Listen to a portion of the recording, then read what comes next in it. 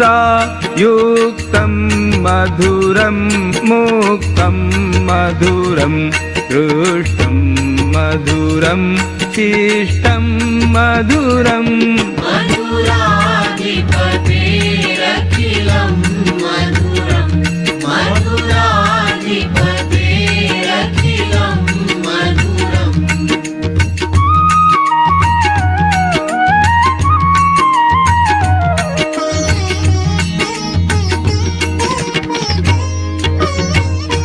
गोपा मधुरा गावो मधुरा यष्टिर्मधुरा सृष्टिर्मधुरा दलितं मधुरं फलितं मधुरम् मधुराधिपतेरखिलं मधुरं मधुराधिपतेरखिलं मधुरं मधुराधिपतेरखिलं मधुरं मधुराधिपतेरखिलं मधुरम्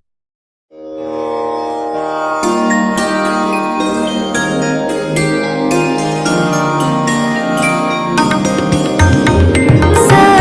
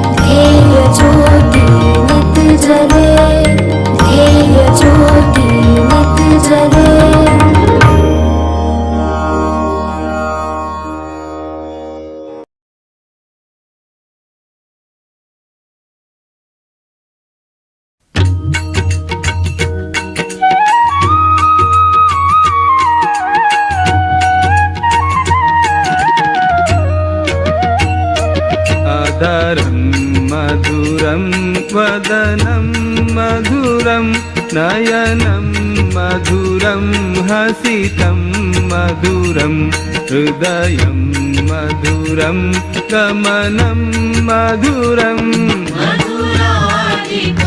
मधुराधिपतेरखिलं मधुरं मधुराधिपतेरखिलं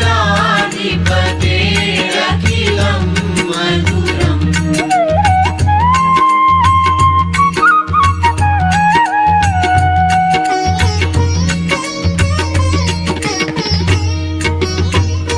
वचनं मधुरं चरितं मधुरं वसनं मधुरं वलितं मधुरं चलितं मधुरं भ्रमितं मधुरम्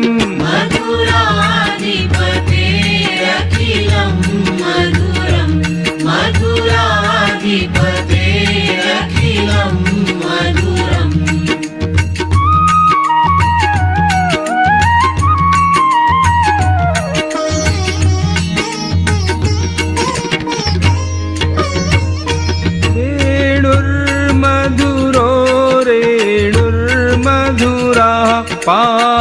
पाणिर्मधुरः पादौ मधुरौ नृत्यं मधुरं सख्यं मधुरम्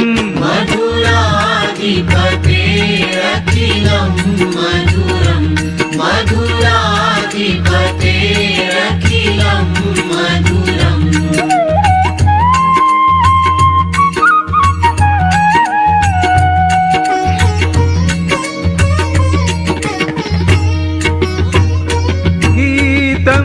मधुरं पीतं मधुरं भुक्तं मधुरं सुप्तं मधुरं रूपं मधुरं तिलकं मधुरम्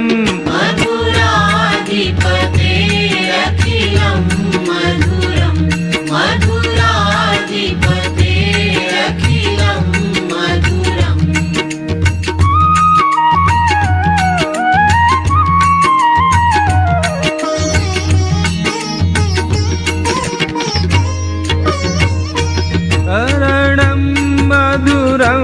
तरणं मधुरं हरणं मधुरं स्मरणं मधुरं वमितं मधुरं शमितं मधुरम्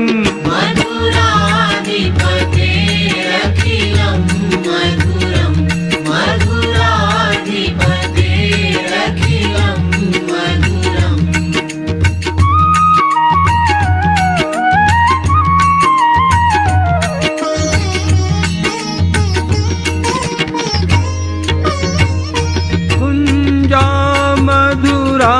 माला मधुरा यमुना मधुरा वीथी मधुरा सलिलं मधुरं कमलं मधुरम्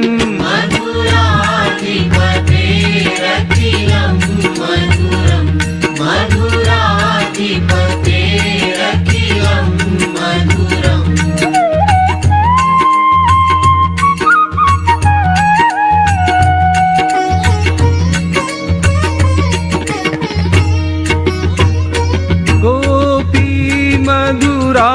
लीला मधुरा युक्तं मधुरं मुक्तं मधुरं दृष्टं मधुरं शिष्टं मधुरम् मधुराधिपतेरखिलं मधुरं मधुराधिपतेरखिलं मधुरम्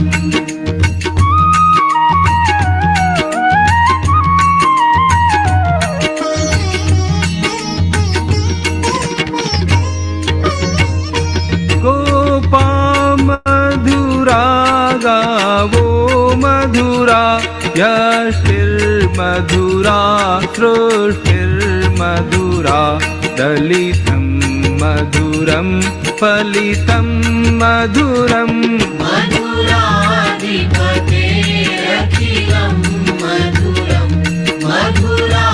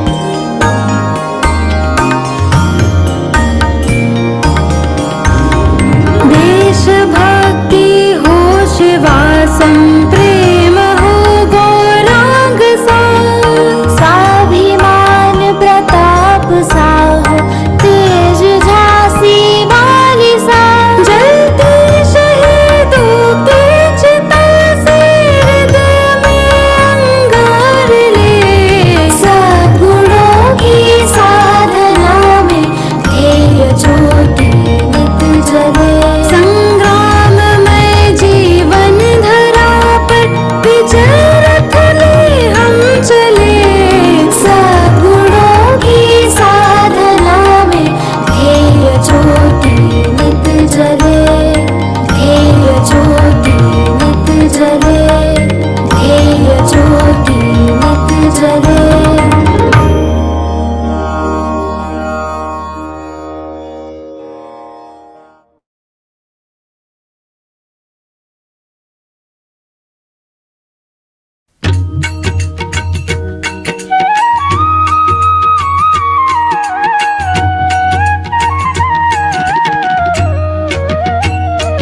अधरं मधुरं वदनं मधुरं नयनं मधुरं हसितं मधुरं हृदयं मधुरं गमनं मधुरं मधुराधिपतेरखिलं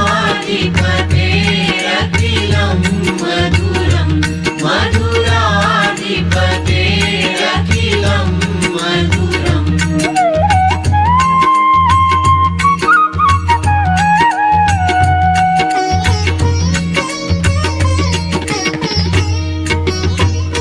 वचनं मधुरं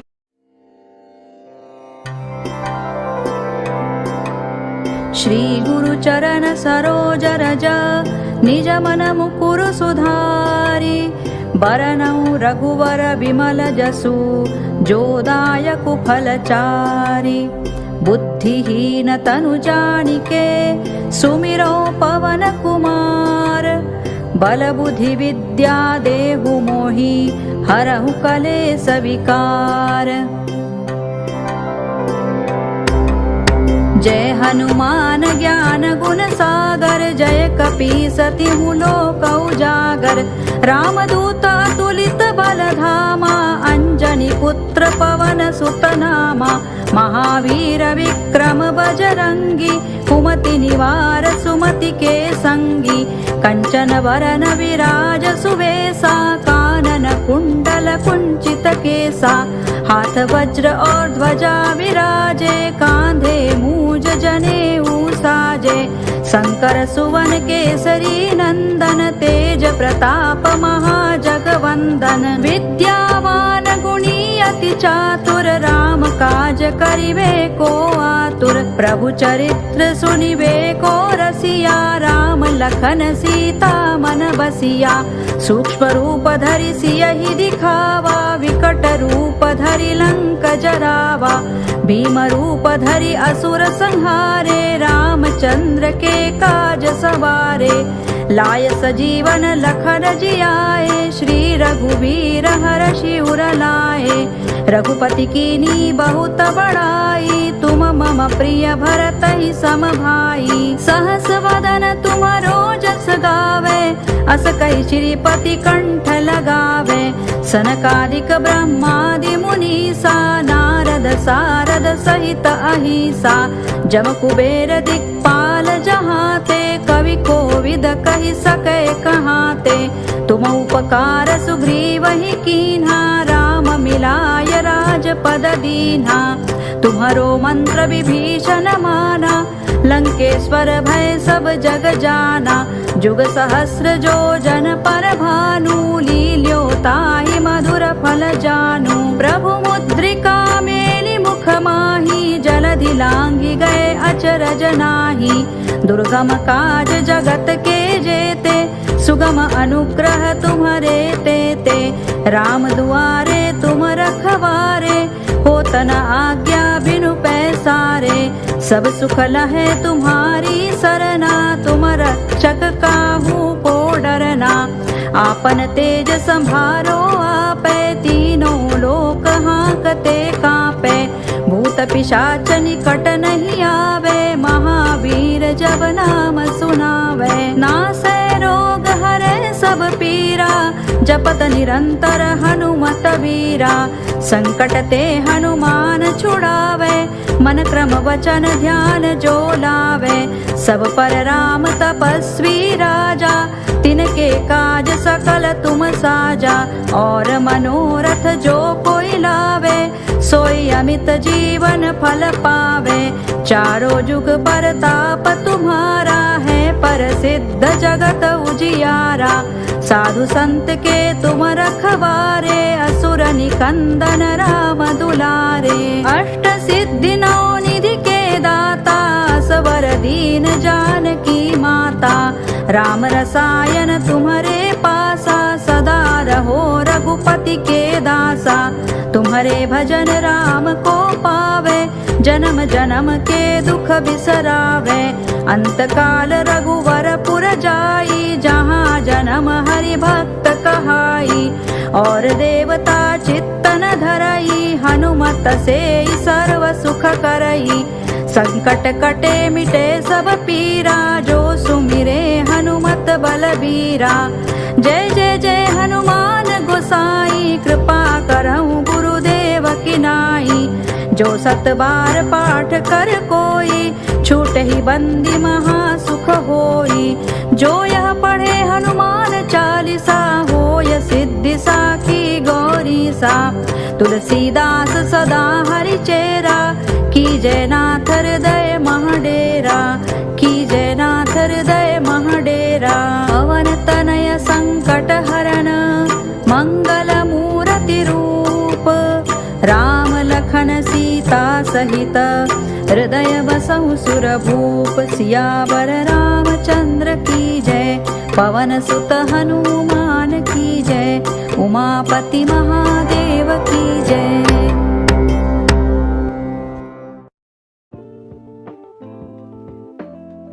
Jai Shri Krishna. In Zoom meeting, if you want to turn off the notification of Zoom chats, then click on the chats and then click on these three dots. Turn off notifications, click on that. Click on the mute option, and now chats notification will not disturb you. Jai Shri Krishna.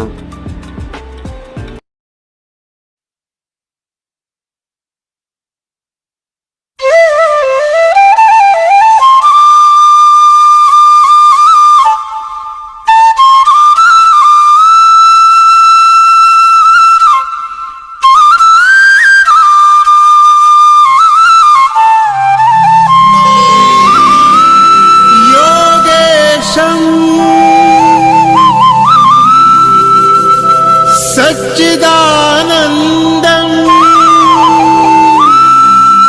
वासुदेवं व्रजप्रियं धर्मसंस्थापकं वीरं कृष्णं वन्दे जगद्गुरुं।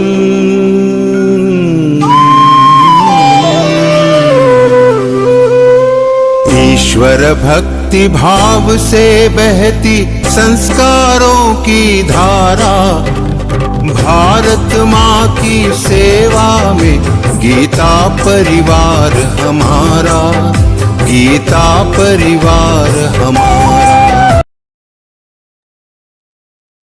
Jai Shri Krishna. A very warm welcome to all the sadhakas in this Zoom premises. Shlokas of Śrīmad-Bhagavadgītā not only affect our mind and body, but also enhances our knowledge and strengthen our wisdom. Naman to Shri Krishna's lotus feet. Naman to the sacred presence of Param Pujya Swami Shri Acharya Gobind Dev Giriji Maharaj. I am Prajakta from Geeta Pariwar, welcoming all the sadhakas to this Vivachan session. To concentrate our mind on Shri Krishna's lotus feet, I would like to request Atul Mokhe Bhaiya to perform prayer. He is from Gurugram and has been committed member of Geeta Pariwar since September 2022 and giving seva as CTTA GC. Jai Shri Krishna Bhaiya, welcome. Jai Shri Krishna Didi. Vasudev सुतं देवं कंसचाणूरमर्दनं देवकी परमानन्दं कृष्णं वन्दे जगद्गुरुं कृष्णं वन्दे जगद्गुरुं। जय Shri Krishna. Jai Shri Krishna. Thank you Bhaiya for this prayer. The light illuminates our lives the divine light from Bhagavad Gita enter our lives as wisdom. Now, I would like to request Prem Kumar Bhaiya to perform Deep Prajwalan. He is from Mumbai, joined Geeta Pariwar since March 2024 and giving seva as TA, CT itself, mentor, etc. Welcome, Bhaiya. Jai Shri Krishna. निषिद्धैरप्येभिर्लुलितमकरन्दो मधुकरैः करैरिन्दोरन्तश्छुरित इव सम्भिन्नमुकुलः विधत्तां सिद्धिन्नो नयनसुभगामस्य सदसः प्रकीर्णः पुष्पाणां हरिचरणयोरञ्जलिरयम् शरदिन्दुनिभां शुभ्रां शुभ्रवस्त्रैरलङ्कृतां कलहंसकृतावासां वरदां शारदां नुमः वरदां शारदां नुमः. Thank you, Bhaiya. What is mean by Gyan? How can Gyan can give us freedom from our karma and help us to achieve ultimate peace? On this journey today, we have opportunity to get guidance from Geeta Vrati Vikas Vaidya Bhaiya. He is from Pune. He is serving in Learngeeta from 5 years. He is a trainer for all levels, also involved in trainer selection and trainers training from L1 to L4.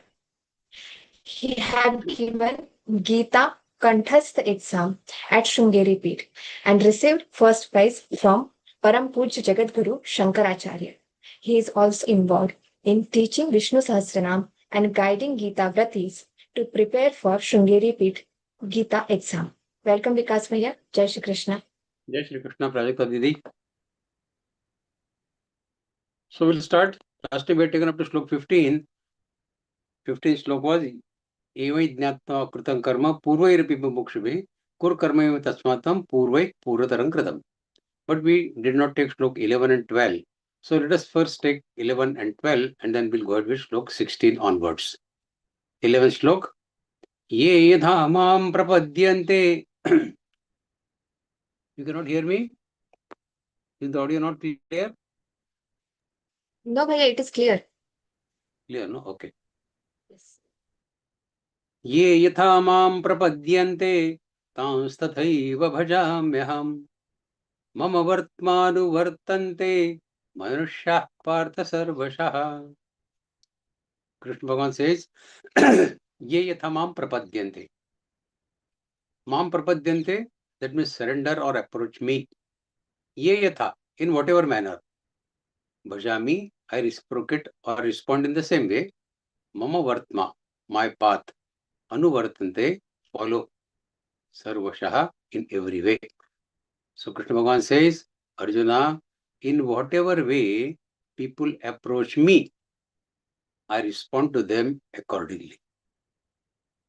All people, knowingly or unknowingly, follow my path. Mama vartmanu vartante manushya partha sarvasha. So this shloka expresses one of the most universal and compassionate teachings of Bhagavad Gita. Bhagavan Shri Krishna declares that he does not impose a single rigid path for everyone. Yahi karo, no, he does not impose that. Instead, he lovingly responds to each person according to the sincerity, according to his devotion, according to his understanding and intention with which they approach him. Human beings are different in temperament, as we know. Upbringing is different for all of them. Their culture is different. Spiritual maturity is different for everyone. Some worship God through devotion, bhakti. Some seek through knowledge, jnana. Others through selfless service, karma yoga. Gita teaches us all these. Bhakti yoga, jnana yoga, karma yoga. Still, there are others who through meditation, dhyana yoga, that also we understand in fourth adhyaya is going on. Fourth adhyaya, slok number 11. So Shri Krishna assures us that all sincere spiritual efforts are recognized and accepted by him. The phrase tans tathaiva bhajamyaham means God reciprocates with each devotee according to their attitude. If a person seeks material prosperity through prayer, God may grant opportunities according to the law of karma to him. If another devotee seeks wisdom, God blesses that person with proper understanding. If someone longs only for union with the divine, Shri Krishna guides him towards liberation, towards moksha. The second line, Mama Vartmanu Vartante, is wonderful. It reveals an even deeper truth. Every human activity ultimately takes place within God's universal order, Srishti Chakra. Whether people are aware of it or not, all journeys eventually lead towards supreme reality. Because God is the source, He is the sustainer and ultimate destination of all creations. So we are all approaching Him only. This shloka therefore encourages respect for different spiritual paths, whether it is Jnana Yoga, Bhakti Yoga, Karma Yoga, Dhyana Yoga, any yoga. While methods of worship may vary from person to person, sincerity, purity, and selflessness are what truly matter to Krishna. Bhagavad Gita teaches us unity without demanding uniformity. It asks us to avoid religious arrogance. My way is shrestha, my way is superior. Don't be arrogant like this. We should appreciate many ways in which human beings seek the divine. For family life, this teaching promotes harmony. Members of the same family may prefer different forms of worship. Father may prefer chanting, mother may feel suitable for meditation, somebody for scriptural studies, somebody for visiting the temples, or somebody offering silent prayers. Everybody's path is different. Shri Krishna teaches us that all this can be valid when practiced with faith and devotion. It does not discard any. It is like, a wise music teacher, he has students with different talents. One student learns best by listening, another by reading notations, a third through constant practice, and a fourth through only observation. The teacher does not force everyone to learn in the same way. If your aptitude is to learn this way, okay, go ahead. Instead, he guides each student according to his or her ability, helping all progress towards getting mastery over that instrument, be it harmonium or keyboard or violin or whatever. Similarly, God lovingly guides every devotee according to his spiritual readiness and his sincere efforts. So God says, Ye yatha mam prapadyante tansataiva vajamyam. Whatever way you approach me, I respond to you in the same way. Maharaj Dashrath looked at his son, Shri Ram, as his son. Shri Ram responded to him as his father. Sudama looked at Krishna as his friend. Shri Krishna responded to him as friend. Same way with Arjuna. So Meera looked at Krishna as her lover. So Krishna responded the same way. Duryodhana looked at him as his enemy. Krishna responded to him as enemy. Okay. So whatever we approach him, whatever we surrender to him, he treats us the same way. Friend, father, son, enemy, okay, enemy. Whatever way. Further, next shloka. Kangshanta karmanam siddhim yajante iha devataha kshipram himanushe loke siddhir bhavati karmaja. Those who desire success in worldly actions worship various deities. Kangshanta karmanam siddhim yajante iha devataha. Because in human world, results born of action are obtained quickly through such worship. Kshipram himanushe loke siddhir bhavati karmaja. Kshipram means quickly. So in this sloka, Lord Krishna explains why many people worship different deities, different devatas for specific worldly goals. Hindu tradition recognizes various devatas, various deities associated with different aspects of life. Knowledge, wealth, health, strength, prosperity, rain, or success. People often pray to these deities seeking immediate benefits. Knowledge, okay, Saraswati Ma. Rain, okay, Varun Dev. Prosperity, okay, Lakshmi Ji.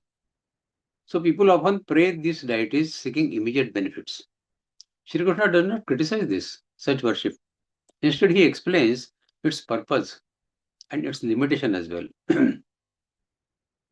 Worship performed for material success can indeed produce results because the universe functions according to divine laws.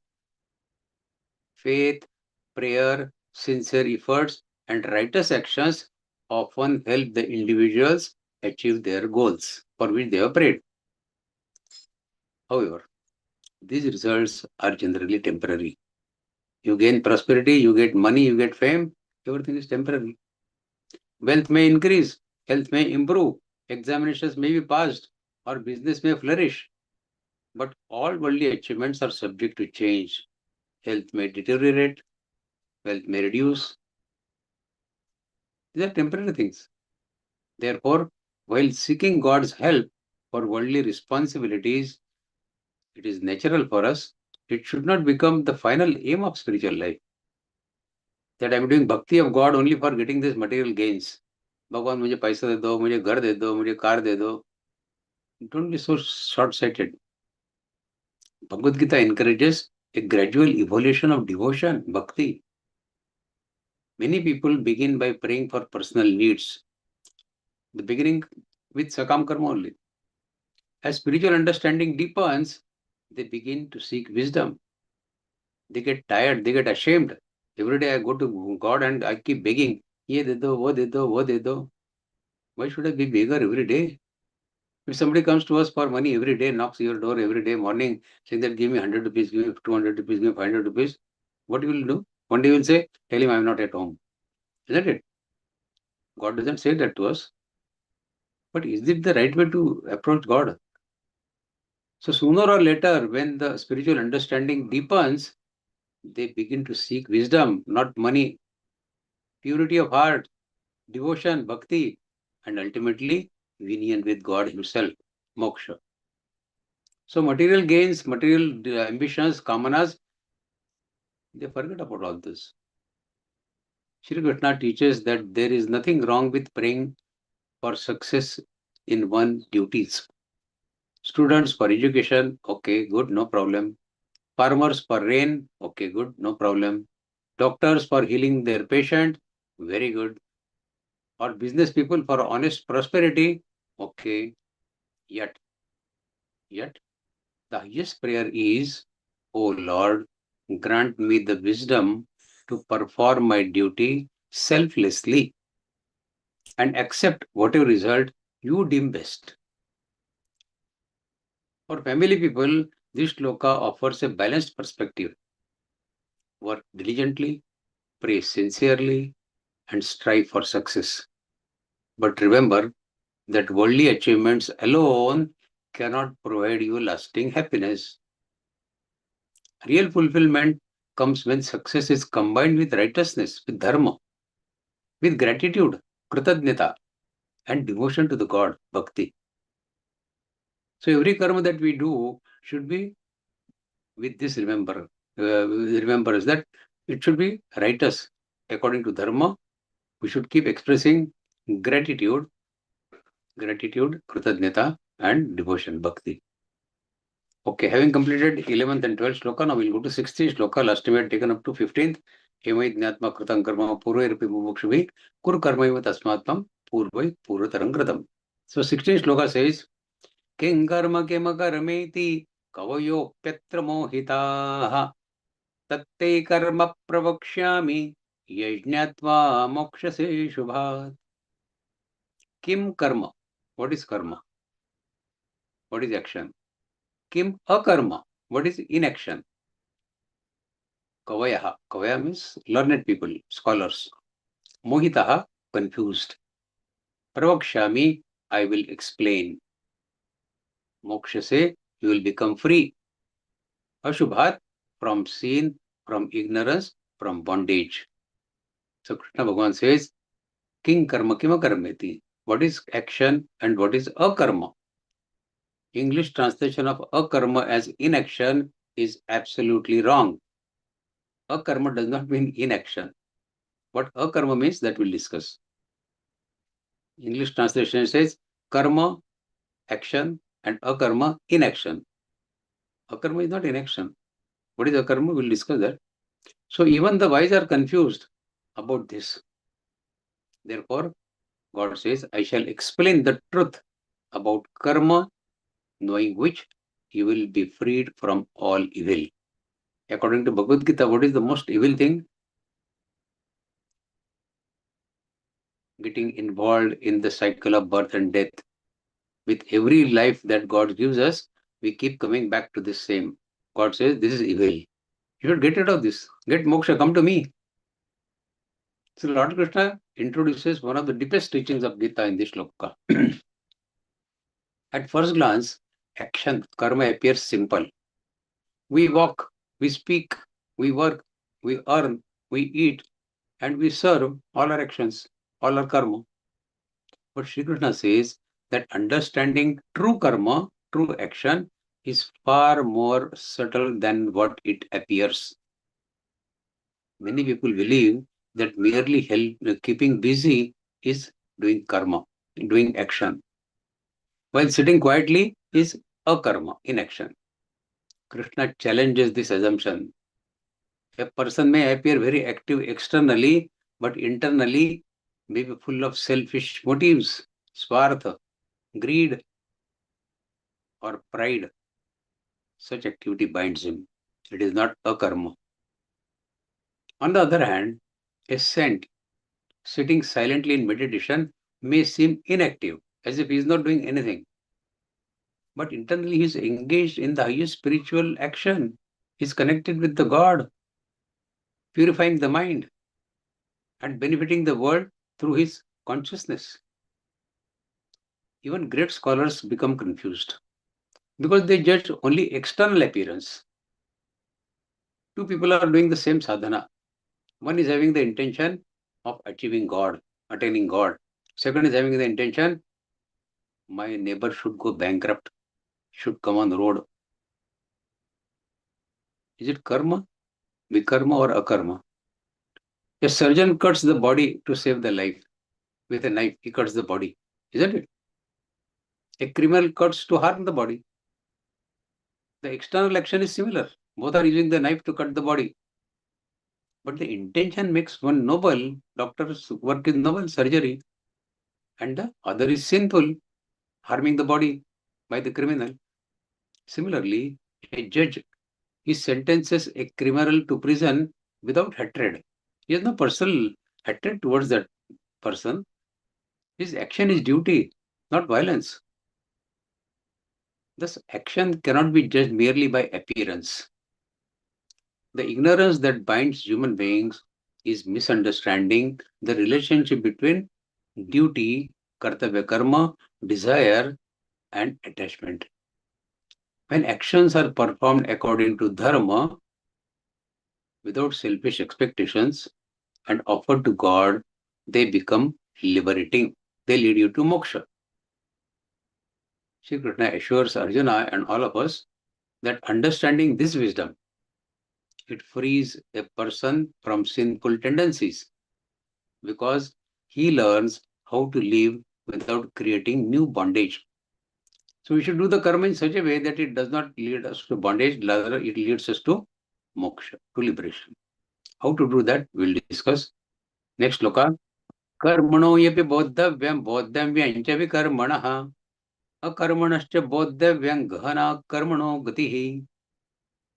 One must understand karma, vikarma, forbidden action, and akarma. I will not call inaction, because inaction is very wrong translation, as I said. So karma, vikarma and akarma. God says one must understand clearly the difference between this karma, vikarma and akarma. The path of action is indeed profound. Gahana karmano gatihi. So Shri Krishna classifies human conduct into three categories now. Karma means a righteous action performed according to one's duty. Vikarma means actions prohibited by scriptures or by morality, like dishonesty is a vikarma, exploitation is a vikarma, violence is a vikarma, corruption, bhraštacār is a vikarma, and selfish deeds is also vikarma. What is akarma then? Akarma is the highest state, where actions continue externally.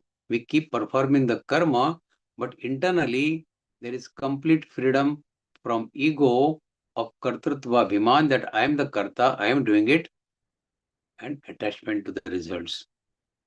Karma phala. So when you get detach yourself from these two things. One is kartrutva bhiman, sense of doership, and second is attachment to the karma phala, expectation of return and reward. Same karma becomes akarma. Example: you are entering your building. There is an old man sitting, waiting. He doesn't know how to open the lift door. You help him to open the door. You ask him, which floor you want to go, sir? He says, I want to go to, say, 15th floor. Okay. You press 15th floor. 15th floor comes. He goes out. Now, two things can happen. When you help him to come into the lift, you expect a smile from him or a thanks from him. He doesn't do that. When he reaches 15th floor and he goes out of lift, you expect that he will look at you again, say thanks to you, or give at least a smile to you. He does not do that. Expecting that he will say thanks has converted your karma into a karma.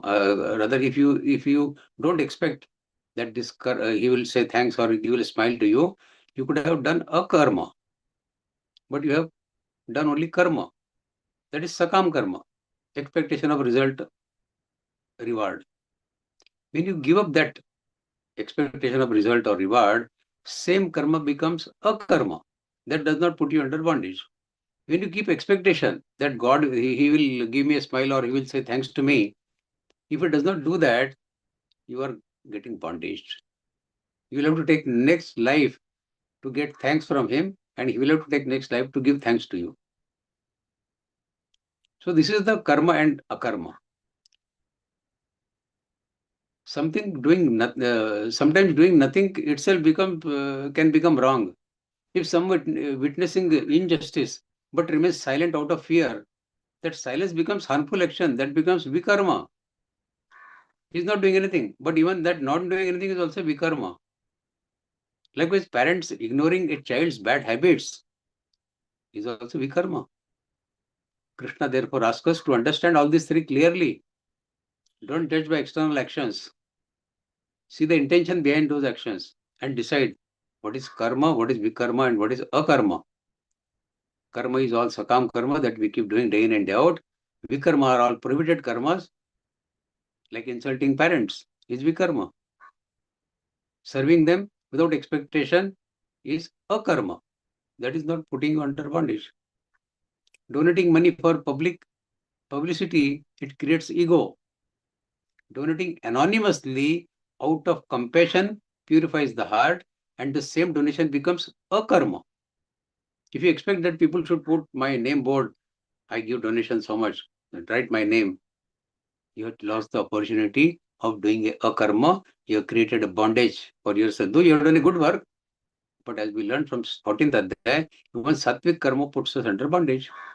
Therefore, God looks not merely at the action, but the intention behind those actions. Gita repeatedly teaches us that right understanding transforms ordinary work into yoga. Same karma can lead us to either bondage or to the moksha. It is for us to get skillful in performing action karma in such a way that we lead on the path of moksha rather than getting bondaged. An accountant discovered a financial fraud in the company. Remaining silent protects his job but harms the society. Reporting the fraud may involve personal sacrifice, yet it is righteous action. Silence here becomes vikarma. Knowing that the fraud is going on and you remain silent, it is vikarma. Because it is indirectly supporting the wrongdoing. So it is vikarma. But even sustaining some personal harm and disclosing the fraud is akarma. You are not getting bondage because of it. It is a akarma. Next loka. कर्मण्य कर्म यः पश्येत् अकर्मणि च कर्म यः स बुद्धिमान् मनुष्येषु स युक्तः कृष्ण कर्म कृत्. Pashya means sees. Akarma. We have discussed what is akarma. Karma is known already, action. Buddhiman, truly wise person. Yukta, spiritually united, yukta. Krishna karma krit. One who has accomplished all duties, all karma. Krishna is all complete. So Krishna Bhagavan says, he who sees inaction in action. I don't say inaction, I say one who sees a karma in karma. He sees a karma in karma and a karma in akarma. I will explain what does it mean.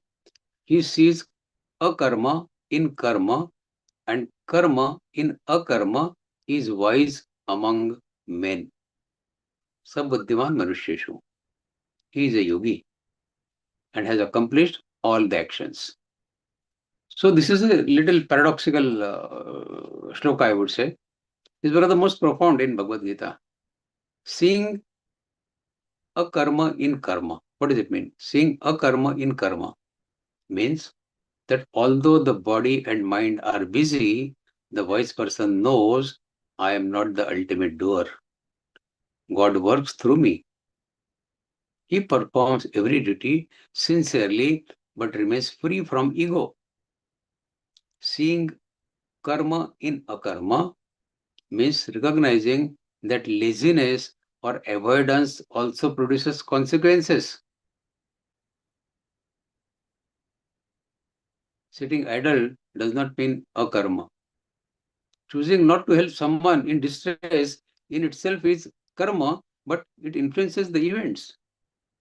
Thus, inactivity is never truly inactive. Akarma is never inaction. The enlightened person performs all responsibilities with total dedication while remaining inwardly peaceful. Such a person neither becomes arrogant after success or depressed after failure. His identity, it remains rooted in the self rather than in the achievements. This freedom from ego is the hallmark of Karma Yoga. Karma Yoga teaches the same thing, no?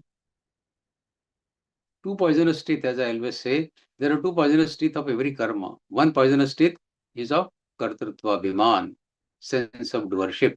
Second poisonous teeth is expectation of rewards.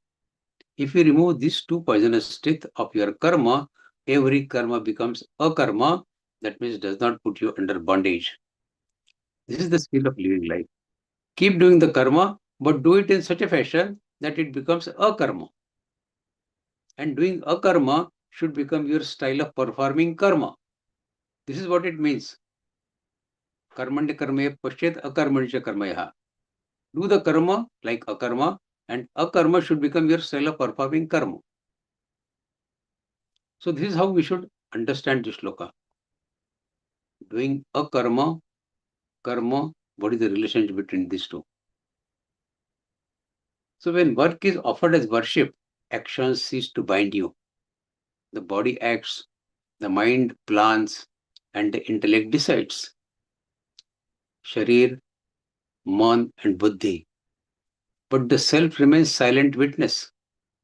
Understanding this truth transforms ordinary life into spiritual practice. As I said, God gives us abundant opportunities every day to perform a karma. We, like fools, we lose that opportunity and end up doing every karma as a sakam karma or as a vikarma. God says, I give you so many opportunities to go on the path of moksha. You get bondaged. Why don't you learn this? That every karma should be done as a karma.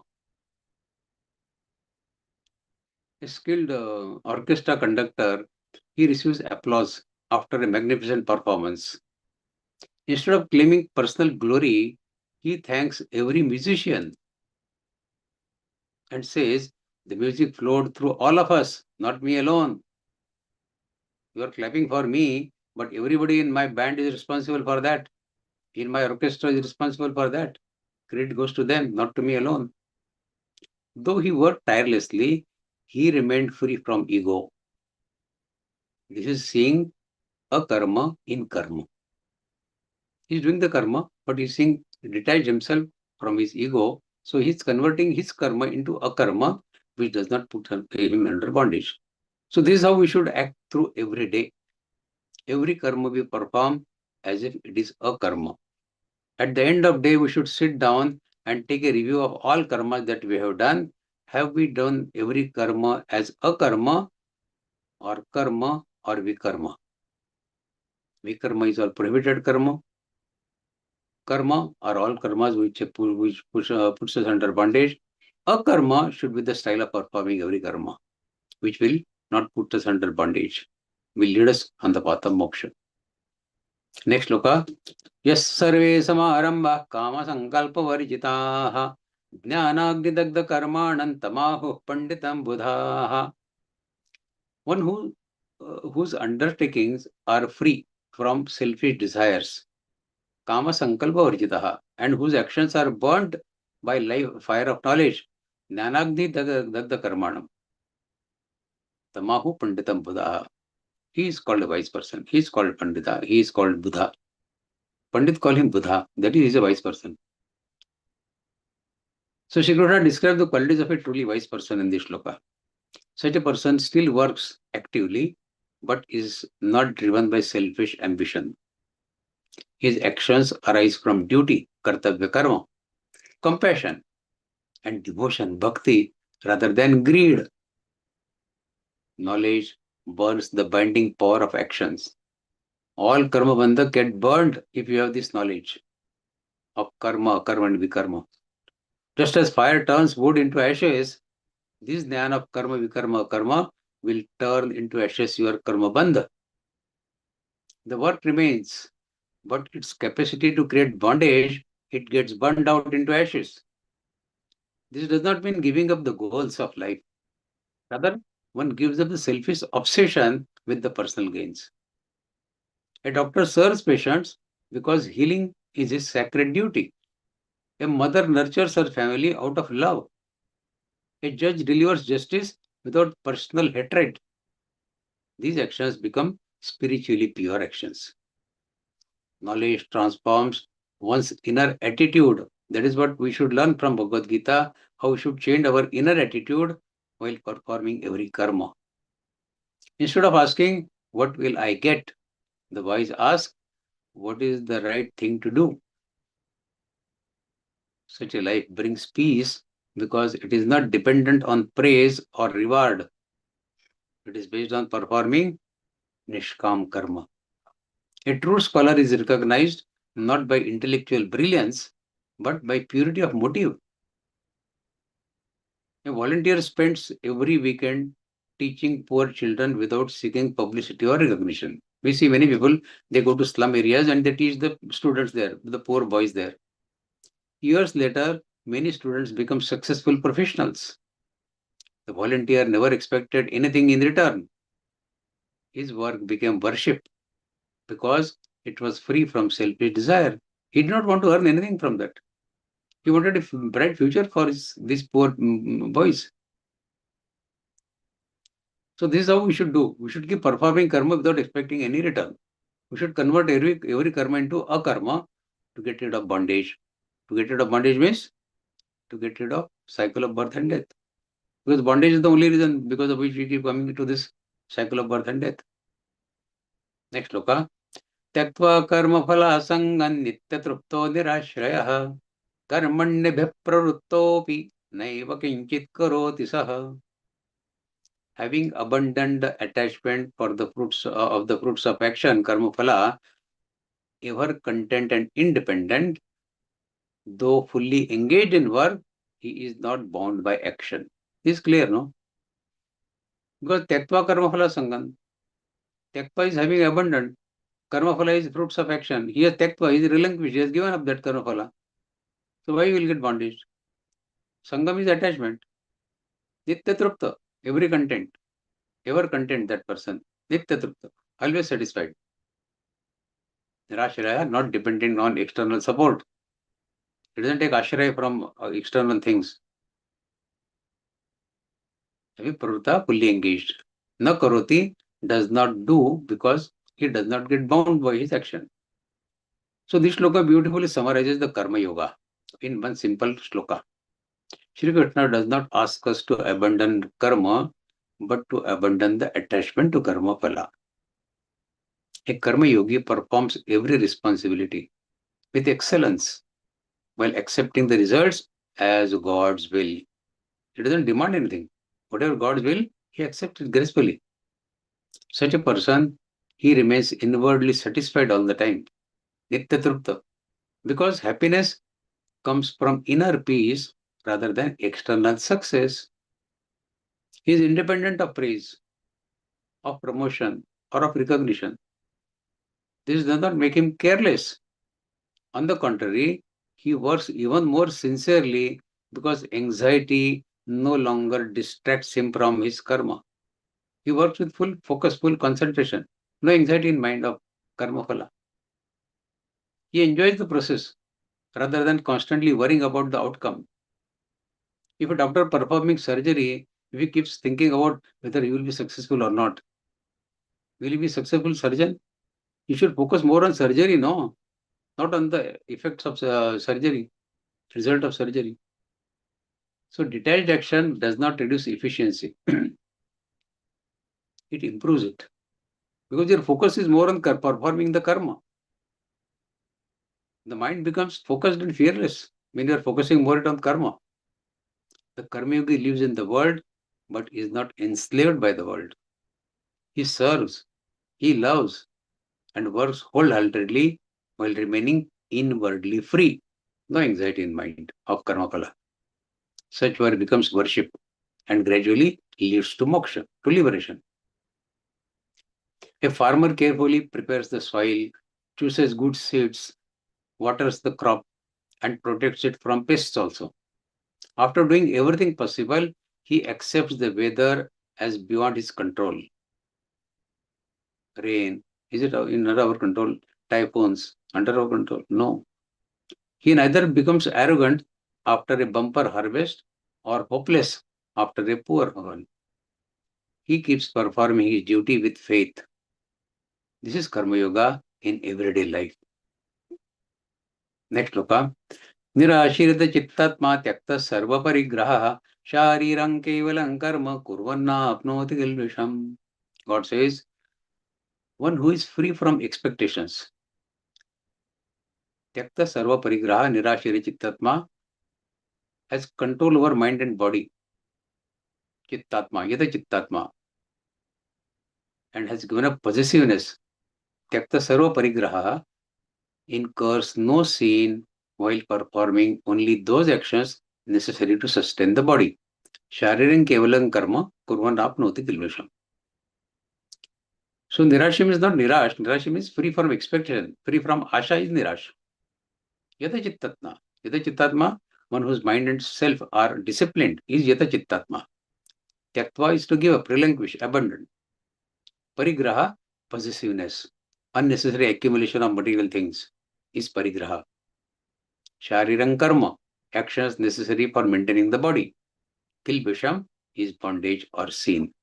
So God says, one who is free from expectation, has control over mind and senses, and has given up possessiveness, tyakta swara parigraha, incurs no sin, no kilbisham. while performing only those actions necessary to sustain the body. So this shloka describes the lifestyle of a karma yogi, how karma yogi lives his life. Shri Krishna emphasizes that spiritual progress does not require abandoning karma, but abandoning attachment, abandoning greed, and unnecessary possessions, parigraha. Such a person performs essential duties with sincerity while remaining inwardly free. The phrase Sharirang Kevalang Karma does not imply that one should not should do bare minimum things in life. Rather, it means that one performs actions as a responsibility for maintaining life and fulfilling one's duties. That is Sharirang Kevalang Karma. Not for satisfying endless desires. That is not Sharirang Kevalang Karma. Sharir ke chochile purana is not Sharirang Kevalang Karma. Or enhancing one's ego is not Sharirang Kevalang Karma. Maintaining life and fulfilling one's duties is the Sharirang Kevalang Karma. Modern society often equates success with acquiring more health, more wealth, larger homes, longer cars, expensive gadgets, and social recognition. Bhagavad Gita reminds us that accumulation without purpose rarely brings lasting peace. New car will give you happiness for 10 days, 1 month, 2 months. After that, सबके पास होता है गाड़ी, मेरे पास भी. What is great in that? As desire multiply, so do the anxiety and dissatisfaction. Possessiveness extends beyond material objects. People may become attached to opinions. They may get attached to titles or relationships. That is also possessiveness. Or achievements. That is also possessiveness. Such attachments often lead to fear. Whatever I got, will I lose it? Jealousy. Yes, I don't have. Or conflict. Freedom from possessiveness allows one to love and serve without becoming emotionally dependent. And a disciplined mind is essential. Yata Jittatma is essential. Without self-control, expectations continue.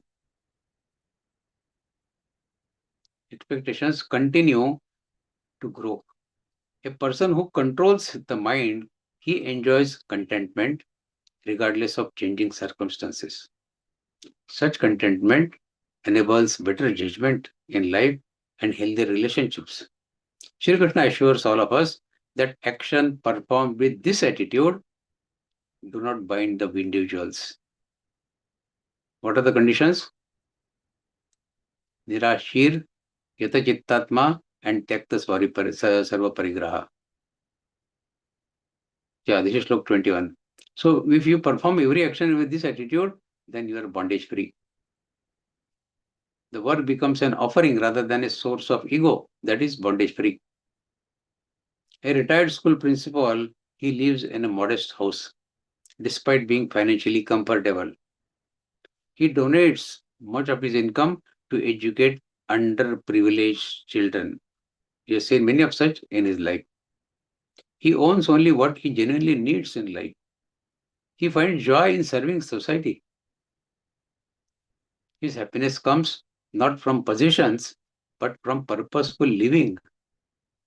He demonstrates that freedom from possessiveness creates inner peace. So this is Tyakta Sarva Parigraha. Next shloka.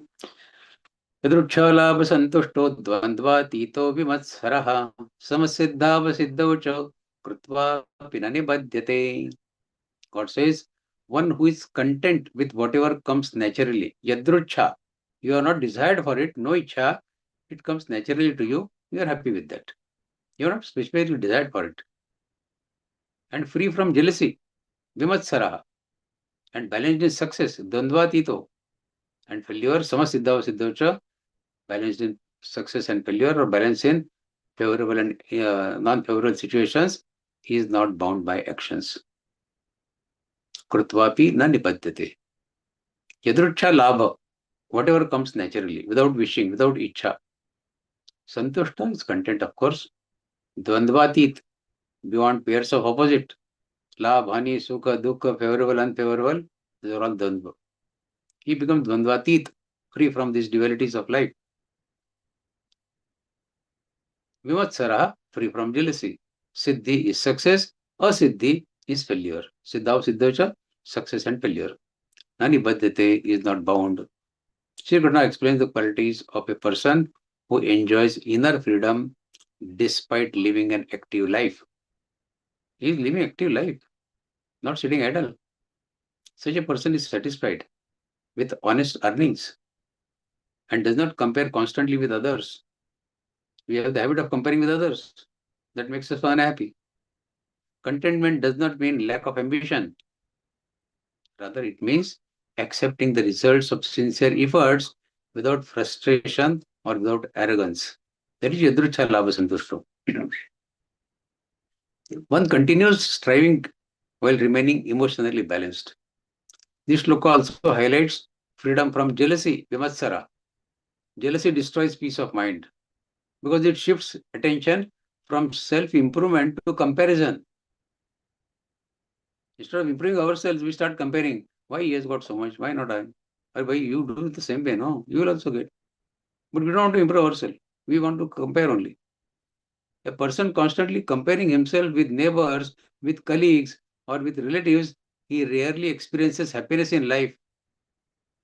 Never compare with others. Dvandvas. Dvandvas are life's dualities. Pleasure and pain, praise and criticism, profit and loss, heat and cold, all dvandvas. Every human being encounters these dvandvas in his life. A karma yogi neither becomes excessively excited by success or depressed by failure. We have the habit of, if we get little success, we start dancing in joy. मेरे को ये मिल गया, I have achieved this. And we get little unfavorable result, we start shedding tears. Karma yogi does not do any of these two. He does not get excessively excited with success and does not get depressed with failure. Success should inspire gratitude, not pride. Failure should become a lesson, not a source of despair or frustration. This balanced outlook improves decision making because emotions no longer dominate the judgment.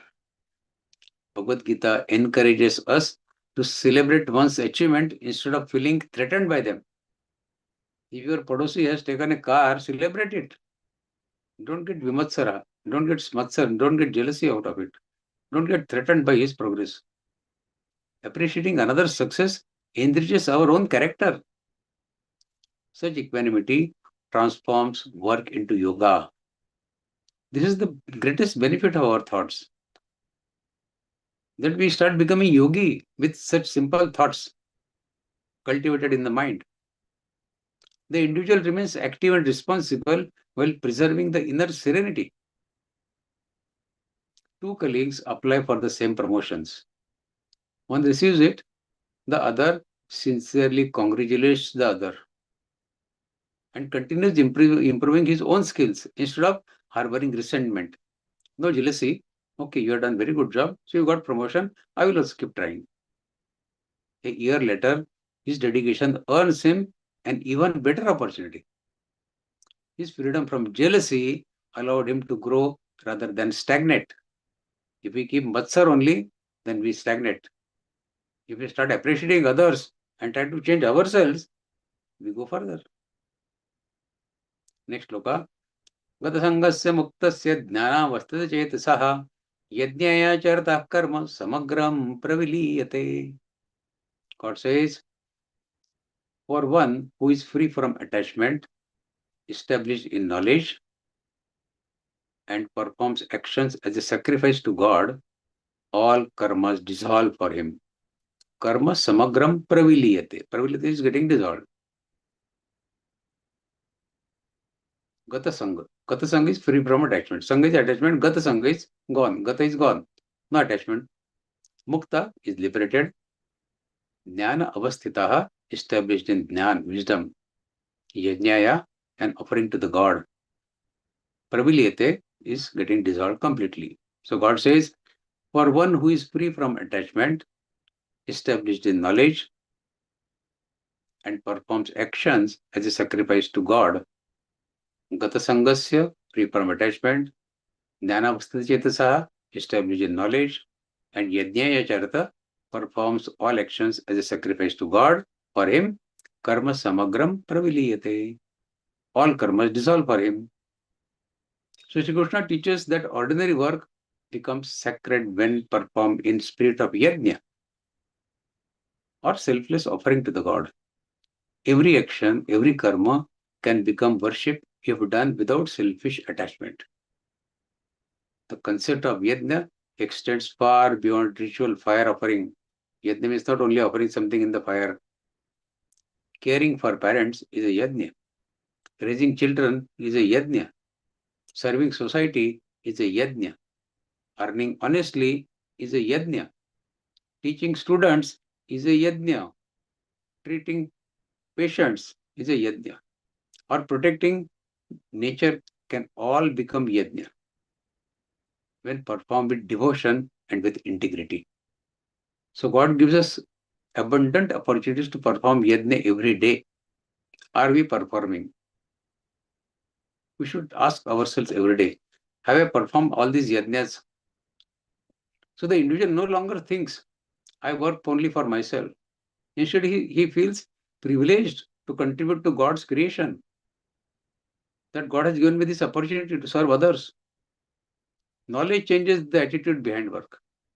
And Gita provides us that knowledge to change our attitude behind the karma that we do. One understands that talents, opportunities, or abilities are gifts from the divine. Therefore, success received with gratitude rather than with pride. It is God's gift to me that I am thinking like this. God has given me this intellect to speak like this. So I express gratitude to God rather than getting pride.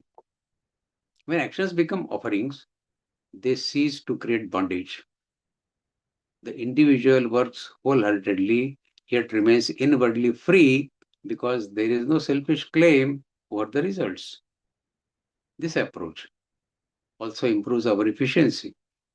When the mind is not distracted by anxiety or by ego, concentration increases and the work quality improves. Thus, Bhagavad Gita transforms everyday life into a spiritual action, spiritual path. We can march ahead on the path of spirituality every single day by performing karma in this fashion. A physician begins each day with a silent prayer. May every patient who comes to me receive the best care possible. Very good, no? Though he earns his livelihood, he views his profession as service to God through humanity. His work becomes yatna because it is motivated by compassion rather than mere financial gain. This is yajna. Are we performing every action as a yajna? We should think every day. Next sloka. Brahmarpanam brahmahavir brahmagno brahmanahutam brahmaiva tena gantavyam brahma karma samadhina. Now God will explain us 12 types of yajnas which we can perform in our daily life. Every yajna will lead us to God. Every yajna will lead us to moksha. God will say, I am giving you 12 options. Select anyone. Select any one, but at least do one yajna. If not all 12, do at least one yajna. First yajna starts with this. Brahmarpanam brahmavir brahmagno brahmanautam brahmaiva tena gantavyam brahma karma samadhina. The offering, the oblation, the fire, the offerer of that offering, and the goal are all Parabrahma. One who realizes this, he attains Parabrahma. So one who recognizes that Vasudevam Sarva iti, he can attain Vasudeva. This is one of the most profound philosophical shloka in Bhagavad Gita. Shri Krishna teaches us that entire universe is a manifestation of Parabrahma, the supreme reality. In traditional Vedic sacrifice yajna, there are several components. The person's offering, the offering itself, the sacred fire Agni, and the deity receiving that ahuti in yajna. Shri Krishna says that from the highest spiritual standpoint, all these are manifestations of the same divine reality. This vision removes the sense of separation. One begins to see God in every person, in every action, in every aspect of life. Eating can become worship when food is received with gratitude. Teaching can become worship when knowledge is shared selflessly. Business can become worship when conducted honestly and ethically. Such awareness transforms ordinary activity into divine activity, into sacred acts. Spirituality is no longer confined to temples or to rituals only or karmakandas, but it becomes a way of living life. We can perform this yajna with our actions. This vision also cultivates humility, namrata. Since everything belongs to Parabrahma, the ego's claim of ownership, it weakens. I am not the doer, Parabrahma. Gratitude replaces our pride and service replaces our selfishness. Before meals, a family pauses for a brief prayer. In Marathi say Vadani Gaval Gita Namagya Shri say, but this shloka as we read just now, Brahmarpana Brahmavir, is also recited before taking meals. Thanking God for the farmers, workers, nature, and everyone involved in bringing that food to your dining table. You are getting ready-made food on your dining table, but all these are important. You have to express your gratitude for them. The farmers, the workers, the nature, and everyone involved in bringing that food to you. This simple practice reminds us that every meal is a gift of divine and nurtures gratitude instead of entitlement. मैंने कमाया है पैसा, I will eat. You have earned money, fine. But are you getting food because of your own efforts? If farmers are not sowing, will you get food? If the nature doesn't help farming, will you get food? So express your gratitude before eating meals. This is one yajna. Second yajna. Daivameva pare yajne yoginah paryupasate brahmagnava pare yajne yajne naivopajuvati. Some yogis worship the gods through yajna, sacrifice, while others offer self into the fire of Parabrahma through sacrifice of knowledge. What does it mean? Shri Krishna explains that sincere spiritual seekers follow different forms of worship according to their temperament and the level of understanding. Some worship God through external rituals, prayers, and offerings to various deities. Others practice higher inner sacrifice by offering their ego, ahankar, their desires, their kamanas, and their individuality, their swa, into the knowledge of Parabrahma. This is yajna. Bhagavad Gita respects both approaches. External worship, important, yes, purifies the heart and develops devotion. Inner contemplation deepens the wisdom and leads realization of the self. The essence of every yajna, every sacrifice, is not external ritual, but the spirit of surrender, samarpan.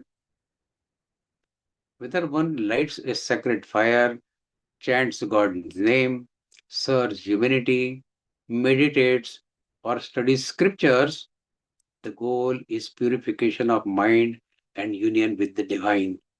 Goal is same, no? Shri Krishna teaches that spiritual paths may differ, but all genuine paths lead towards the same truth when practiced with sincerity, with humility, and with devotion. So sincerity, humility, and devotion are the aspects. For householders, this shloka encourages integrating both devotion and wisdom. Rituals inspire reverence, yes, while study and reflection cultivate understanding. That's why Swadhyaya is necessary. Self-study is necessary. Together they create balanced spiritual growth. Two friends, they seek spiritual growth. One regularly performs daily worship with deep devotion. The other spends time in meditation and scriptural study while serving the needy. Though their practices differ, both become kinder, both become peaceful, and more compassionate. Their transformation shows that sincere paths, though different in form, ultimately lead to the same divine reality. Krishna welcomes people coming on every path. Next, yajna. श्रोत्रादीनि इन्द्रियाण्यन्ये संयमाग्निषुजुह्वति शब्दादीन् विषयान्यन्य इन्द्रियाग्निषुजुह्वति. Shrotraadini indriyani, the senses like hearing, seeing, all these 5 jnanendriyas. Sanyamya, self-control, restraint. Agni is fire, of course, the symbol of purification, Agni. Shabdadin Vishyan, Shabda, Sparsha, Rupa, Gandha. These are the object of our indriyas, sense objects, sound, touch, form, taste, and smell. Juvati is offering as a sacrifice. Ahuti we give in Ajyajna, that is Juvati. So Shri Krishna says, some yogis offer their senses, indriyas, in the fire of self-control. Indriya Nigraha is a fire in which they burn their senses, while others offer sense objects, Shabda, Sparsha, Rupa, Gandha, in the fire of purified senses. Their indriyas are pure now, so in the purified senses are compared like fire, and they offer these sense objects, Shabda, Sparsha, Rupa, Gandha, in that fire of purified senses. Lord Krishna now explains that self-discipline itself is a sacred yajna. Indriya Nigraha is a yajna. The fire mentioned here is symbolic of purification, not the physical fire. Some devotees discipline their senses by consciously restraining from harmful indulgences. They know what eye should see. They know what their ear should hear. They know what their tongue should speak or should eat. Others allow the senses to function naturally, but without attachment or craving. Senses are working, okay, let them work, but I will not get disturbed internally. This is also yajna. This is also yajna. For example, one person may avoid unnecessary entertainment to preserve mental peace. This is yajna. Another may watch, may listen, may interact with world, yet remain detached and unaffected. That is also yajna. Both are practicing spiritual discipline only. Both are performing yajna. The purpose is not suppression of suppression, but getting mastery on your senses. The senses are valuable servants, but poor masters. When uncontrolled, they lead to distraction, addiction, and dissatisfaction. But when disciplined, they become instruments of learning, instruments of service, and instruments of devotion. By performing these 2 yajnas, we are converting those senses into our loyal assistants. We don't allow them to become our masters. In today's world, sensory temptations are everywhere. You see the TV, you see the internet, social media, advertising, unhealthy food, endless entertainment, everywhere. Constant stimulation weakens the concentration and inner peace. Shri Krishna advises that spiritual growth begins by wisely regulating what we allow into our minds. Don't allow everything to enter your mind. Don't keep watching Netflix throughout the night with violence or with sex-related movies. Self-control is not deprivation, but intelligent choice. Just as an athlete follows dietary discipline to excel, a spiritual seeker disciplines the senses to attain inner freedom. A young professional realizes he spends 4 hours daily scrolling through social media, WhatsApp, Instagram, Facebook, all that. He decides to limit screen time to 1 hour per day and spends the remaining time reading, exercising, and helping his family. Within a few months, his concentration, his relationships, and peace of mind improves significantly. This is an example of offering the senses into the fire of self-control. Now, can we now perform this yajna every day? Can we not reduce our screen time? If we do that and focus our mind in the remaining time on other activities, our concentration will increase, our relationship within family will improve, and our peace of mind will improve. So these are the benefits of performing this yajna. Next. सर्वाणि इंद्र कर्माणि प्राण कर्माणि च परे आत्म संयम योगाग्न युवति ज्ञान दीपिते. Another yajna. Others, apare means others, offer all the activities of the senses and of life breath, pran vayu, into the fire of self-control, illuminated by knowledge. Indriyani karmani, activities of senses. We know what are the activities of senses. Eye seeing, nose smelling, all these activities we know. Prana karmani, functions of life force. Doing pranayam, breathing, inhaling, exhaling is prana karmani. Atma sanyam is self-discipline. Yoga agni, fire of yoga. Jnana deepite, enlightened by knowledge. Shri Krishna says, others offer all activities of the senses and life breath, that is pranavayu, into the fire of self-control, illuminated by knowledge. Shri Krishna now speaks of a higher form of spiritual practice.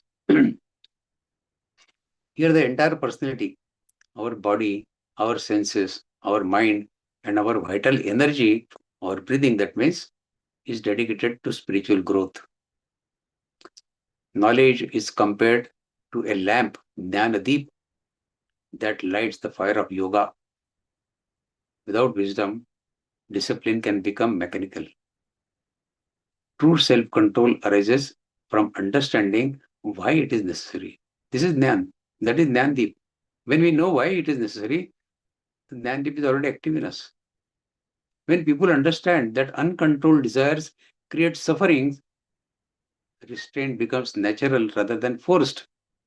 So this is an indication that Jnanadeep is working in you.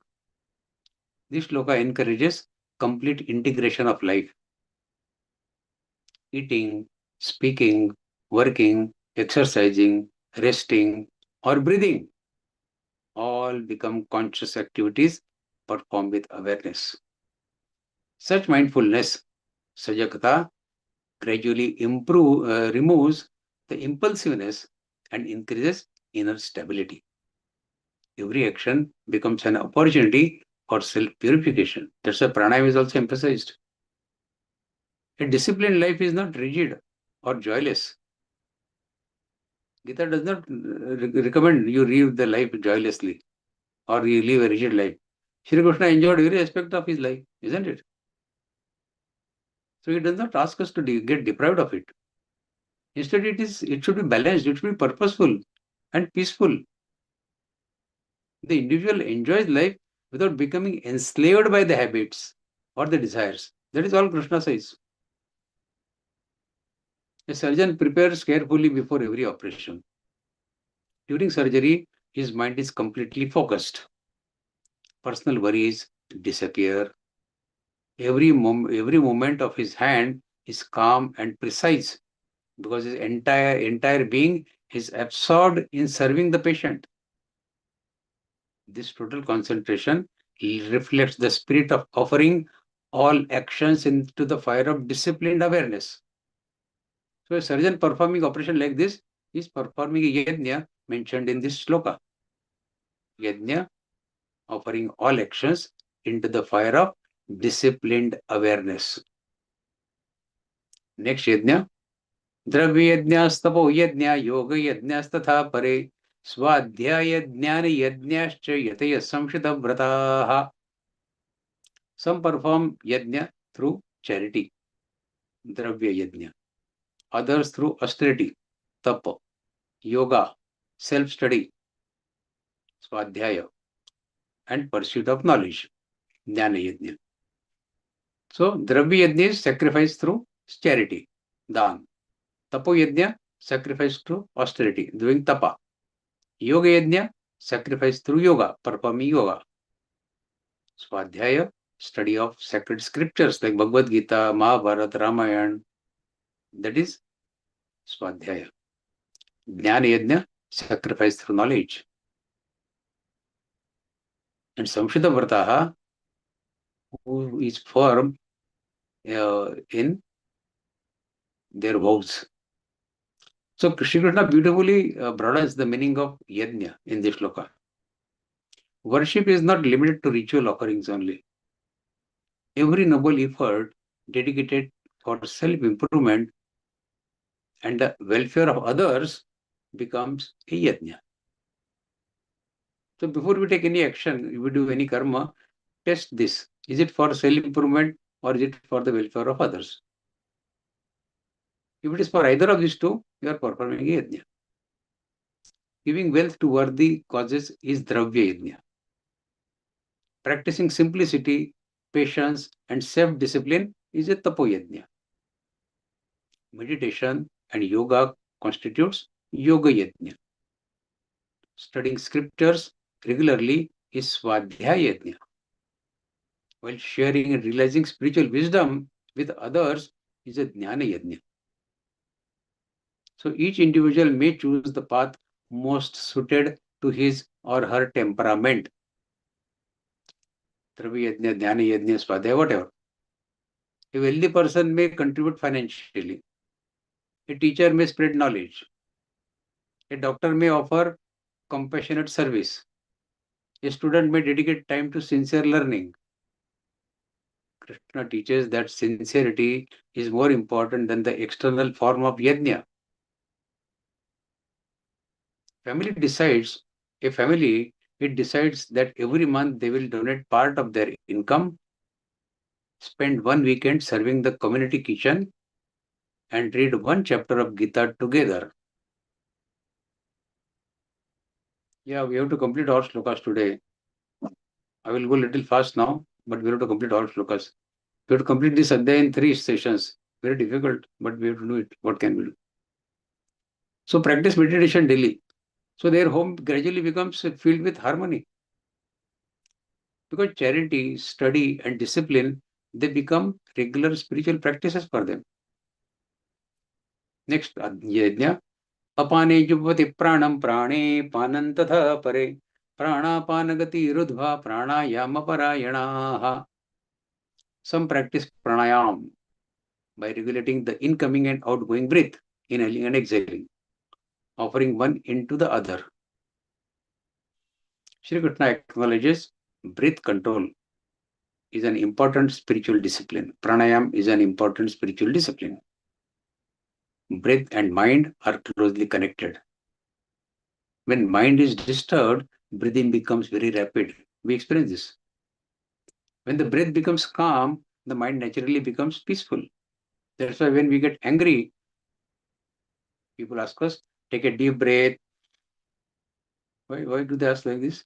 Because it calms down our mind. Breathing has a strong connection with our mind. Pranayam is not merely physical exercise, but a means of harmonizing body with mind and spirit. Regular breathing practices, pranayam, improves our concentration, our emotional balance, and our self-awareness. That's why pranayam is extremely important. Moreover, Gita presents pranayam as one among many spiritual disciplines. Pranayam is yajna, Gita says, not ultimate goal. Breathing control should support meditation, our ethical living, and self-realization. So doing pranayam is not our ultimate objective of life. Through pranayam, we want to enter into meditation. That's why before meditating, we do pranayam for a few minutes and the mind gets stabilized, and then we do dhyan, meditation. Pranayam teaches us ethical living and helps us self-realization. Practice correctly, it offers guidance to us. Pranayam strengthens our physical health while preparing the mind also for deeper contemplation, for deeper dhyan dharana. Before an important presentation, a manager feels anxious naturally. Instead of panicking, he starts practicing slow, deep breathing for 5 minutes. His heartbeat slows down, his thoughts become clear, and he confidently delivers his presentation. This simple practice demonstrates the calming power of regulated breathing. So what is this yajna? This small example shows that. Next yajna. अपरेनियत आहारः प्राणान् प्राणेषु जुह्वति सर्वेप्येते यज्ञविदो यज्ञक्षपितकल्मषाः. Others regulate their diet and life habits. Niyata ahara. Ahara means not only this ahara, but ahara of all indriyas. So they control their life habits, regulate their life habits, is niyata ahara. All these practitioners understand the spirit of sacrifice. And through yajna, their impurities are gradually destroyed.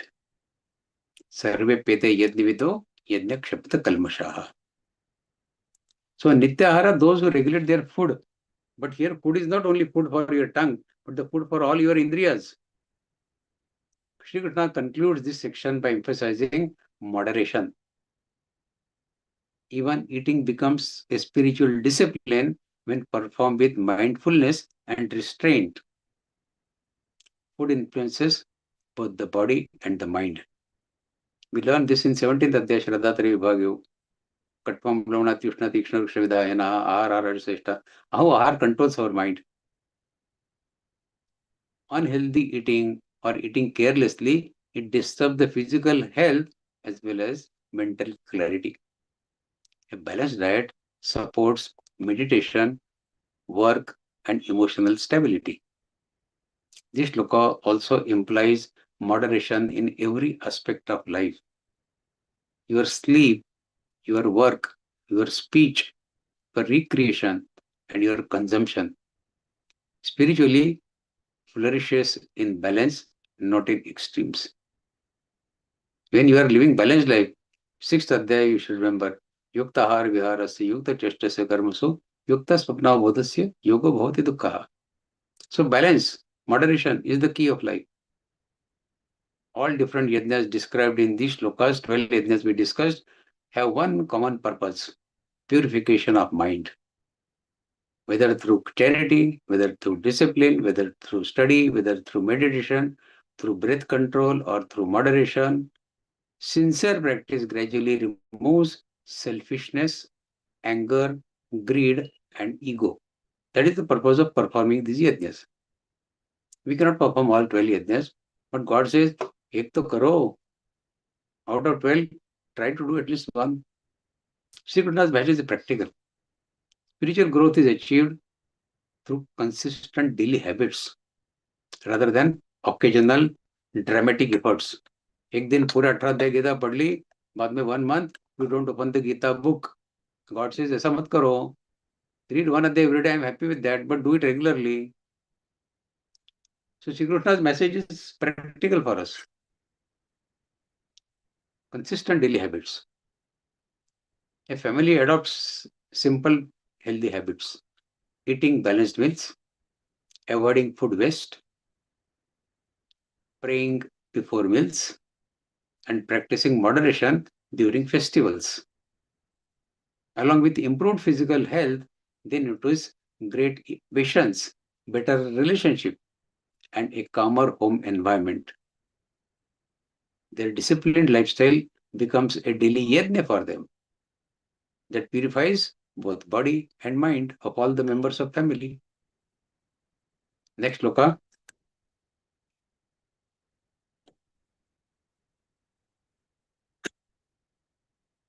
Now one warning God gives. Yajnashishtamrtabhajo yanti brahma sanatanam nayan lokosti yajnasya kutonyah kuru sattamam. Those who partake of what remains after yajna, after sacrifice, attain the eternal Brahma, Parabrahma. But for one who performs no sacrifice, no yajna, even this world offers no real happiness, let alone the next. Nayan lokosti yajnasya kutonya kuru sattamam. Yajna shishta is what remains after your yajna is performed. After you offer everything in yajna, what remains is that is yajna shishta. Amrita abhuja. Those who partake of the nectar, Amrit, Brahma Sanatanam, the eternal supreme reality.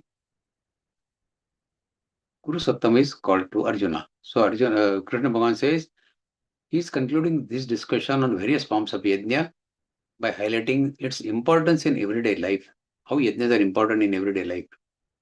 Here, yajna is not limited to ritual offerings that we have discussed.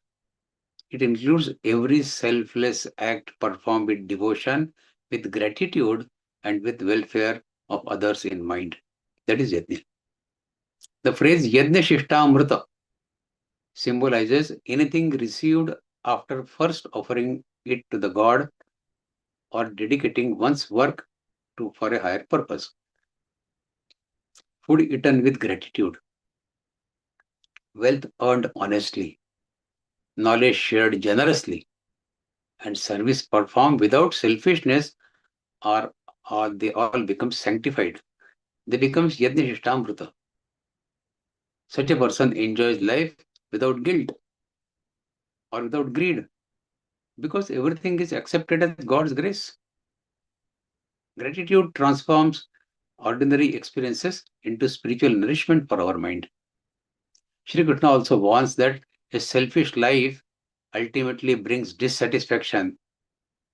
A person who lives only for personal pleasures, ignoring family, ignoring society, or ignoring even the God, may possess material comforts but often lacks inner peace.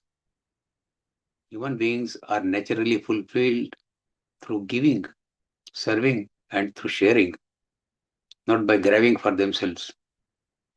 Bhagavad Gita teaches that sacrifice is the foundation of harmonious living. Parents sacrifice for children, teachers sacrifice for students, soldiers sacrifice their life for the country, and countless individuals contribute silently to the society. Without this spirit of sacrifice, neither families nor civilizations can flourish. A successful entrepreneur makes it a practice to donate a portion of his every year's profit to fund education of underprivileged children. Very good. Before celebrating his success, he first remembers those who helped him, his employees, his customers, the mentors, and the God, of course. His prosperity brings him peace of mind because it is shared with others. He is not grabbing it for himself. He is sharing it with others. His wealth becomes yajna-shishta. And that yajna-shishta is like amrut, God says. Purified through gratitude and through service. Next sloka. Evam bhavida yajna vidata brahmano mukhe karmajan vidataan sarvan eva yajnatma vimokshase. We'll cut it short now. God says many kinds of sacrifices have been described in Vedas. Know that they all arise from karma. They are depending on karma, no? Or what karma you perform, that decides whether you are performing yajna or not. Understanding this, you shall become liberated. Gita therefore rejects the false division between worldly life and spiritual life. A parent caring lovingly for the child, or teacher educating student honestly, or a doctor treating patients compassionately are all performing sacred yajnas when motivated by duty and devotion. In one community, different people contribute in different ways. A doctor offers free medical camps. A businessman funds scholarships. A retired teacher conducts free evening classes. A young volunteer cleans public parks every weekend. Though their activities may differ, each is participating in the sacred yajna by serving the society selflessly. That is the heart of this shloka. Next. Shreyan dravyamaya adhyajna jnane yajna parantapa sarvam karma kilam partha jnane parisamapyate. Arjuna, the yajna, the sacrifice of knowledge, jnana yajna, is superior to dravya yajna because all actions ultimately culminate in knowledge. Jnana is that important.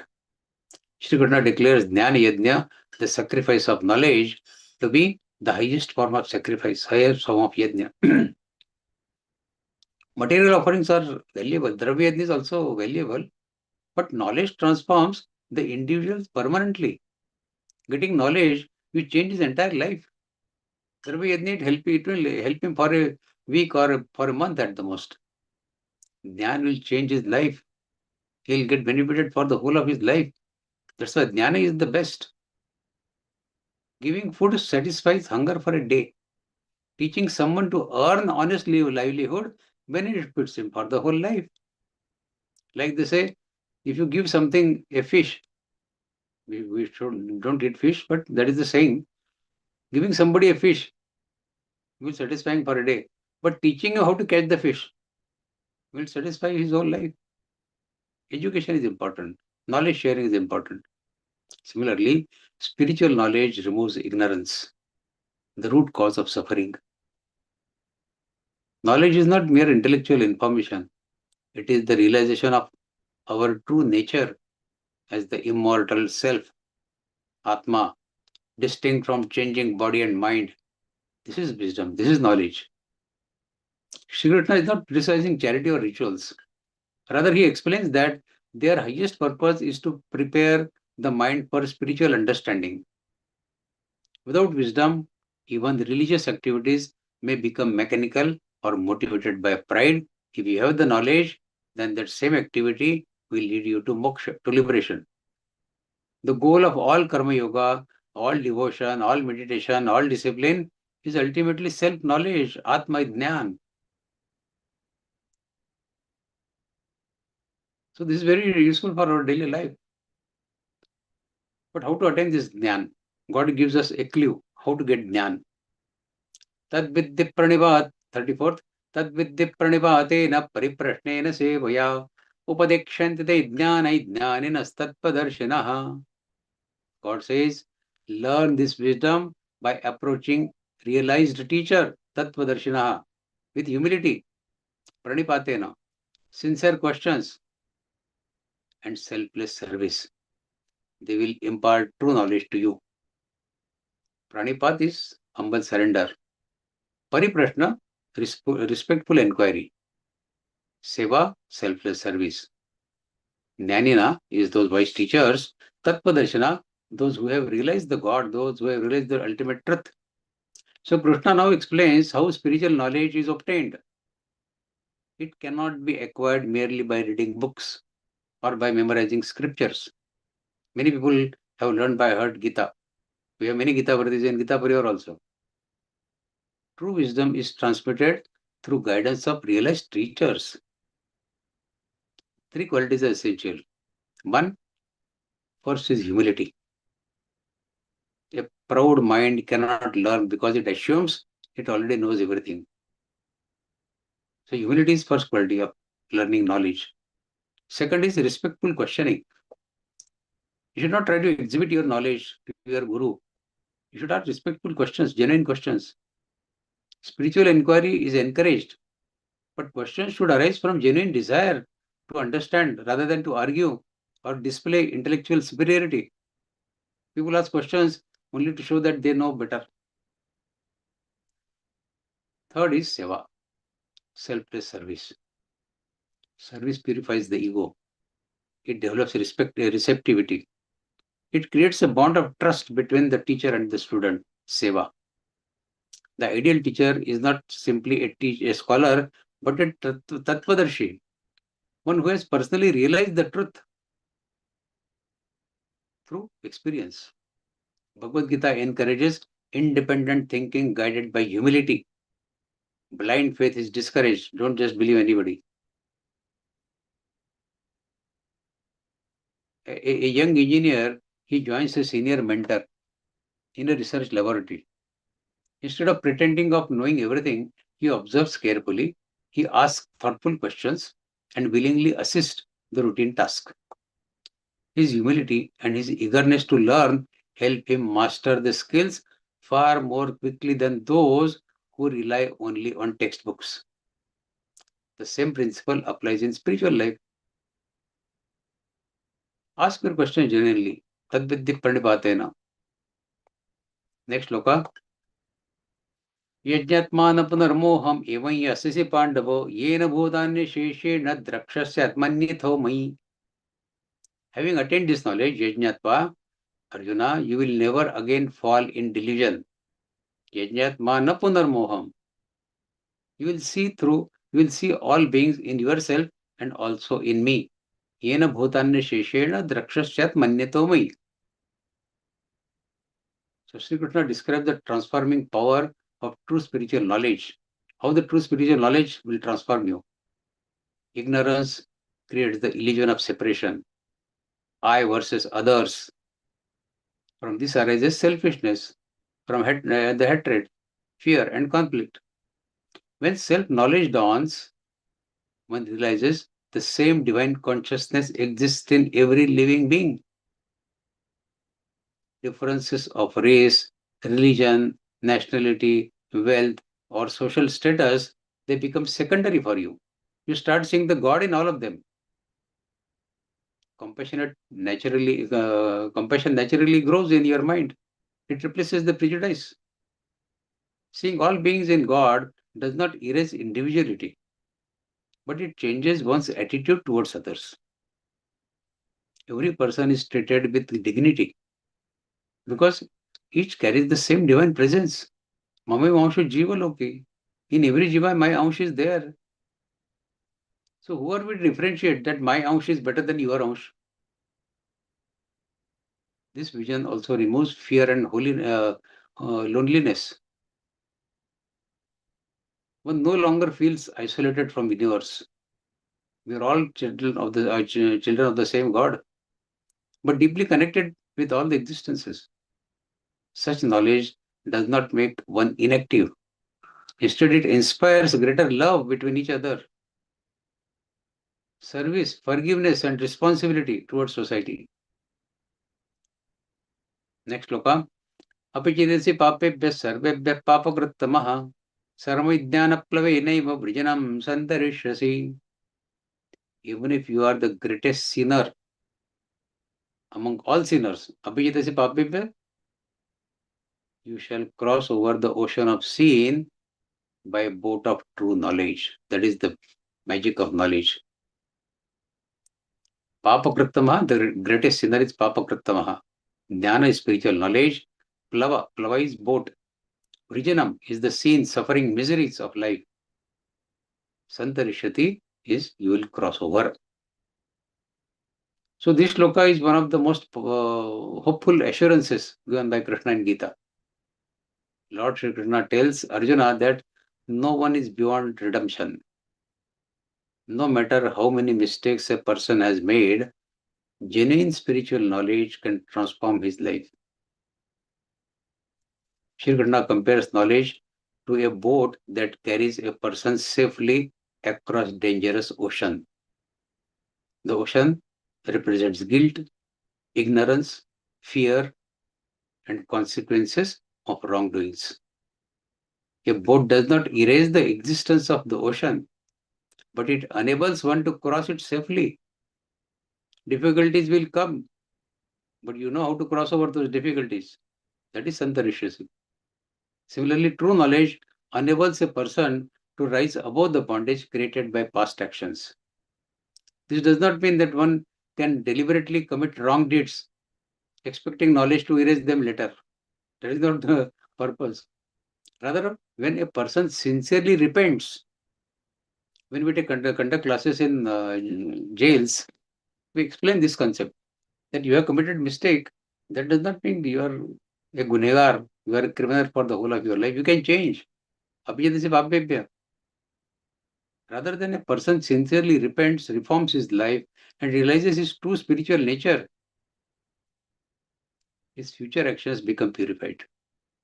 Wisdom changes direction of life. Many people remain trapped by regret over the past failures. Though imprisoned Kaidi, they are always repenting. They are always in this mode of thoughts.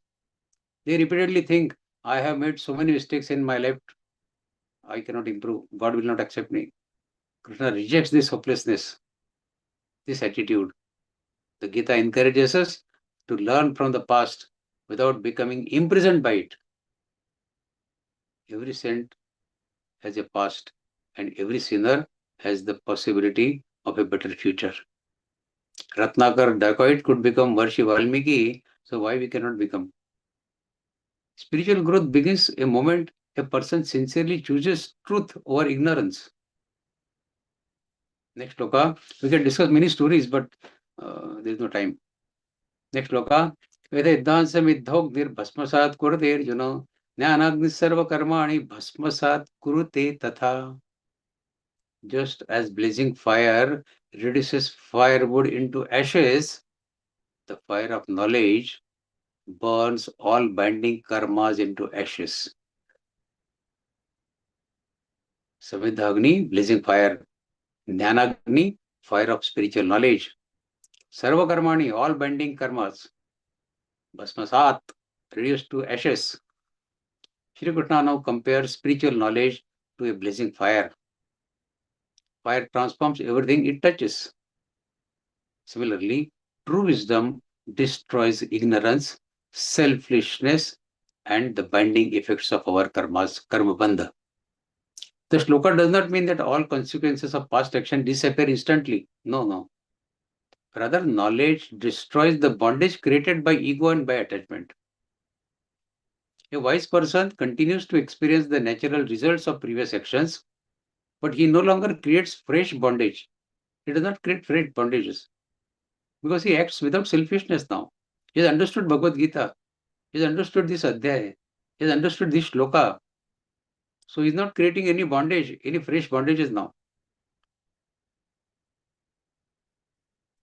Bhasmasat kurte Arjuna. Just as blazing fire reduces firewood to ashes, Arjuna. That is the meaning of first line. Nanagdi sarva karmani bhasmasat kurte tatha. Similarly, the fire of knowledge burns all the karma bondage. Okay, so when ignorance dominates, actions are driven by greed, or by anger, or by jealousy, or by pride. Such actions bind the mind. Once knowledge is attained, knowledge is achieved, the same person performs duties with humility and with devotion. The external work may remain the same, the karma remains the same. Earlier, it was creating a bondage for him. Now, with this inner attitude, the same karma will lead him on the path of moksha. This is the magic of knowledge. The fire of knowledge also burns negative tendencies in us. It reduces hatred into compassion, selfishness into service, seva, and fear into faith. So this shloka inspires continuous study, reflection over our own actions every day, and meditation, dhyan. Spiritual wisdom is not merely information stored in memory, but a transforming force that changes our character. Pujya Swamiji says, Gita padhe, padaye aur जीवन में लाए. We have to bring this thought in our life. One of these days, in one session, I want to do dhyan. We should do dhyan together. There are wonderful shlokas in Gitas, and dhyan is extremely important to get them imbibed in us, in our daily habits. So dhyan is a must. We'll see an opportunity to see dhyan one day. Okay, next.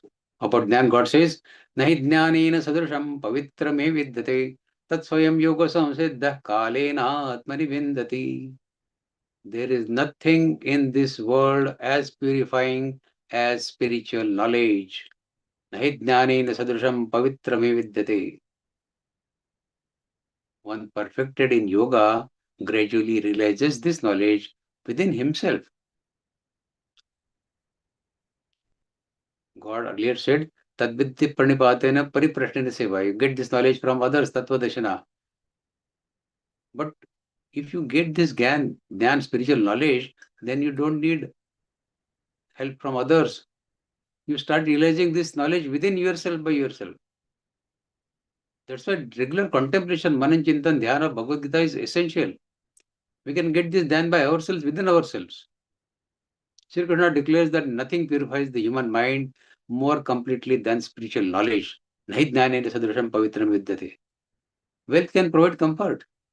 Medicine can provide cure our disease. Or education can develop skills in us. But only Atma Jnana, self-knowledge, removes our ignorance, the root of all sufferings of us. This knowledge is not obtained overnight.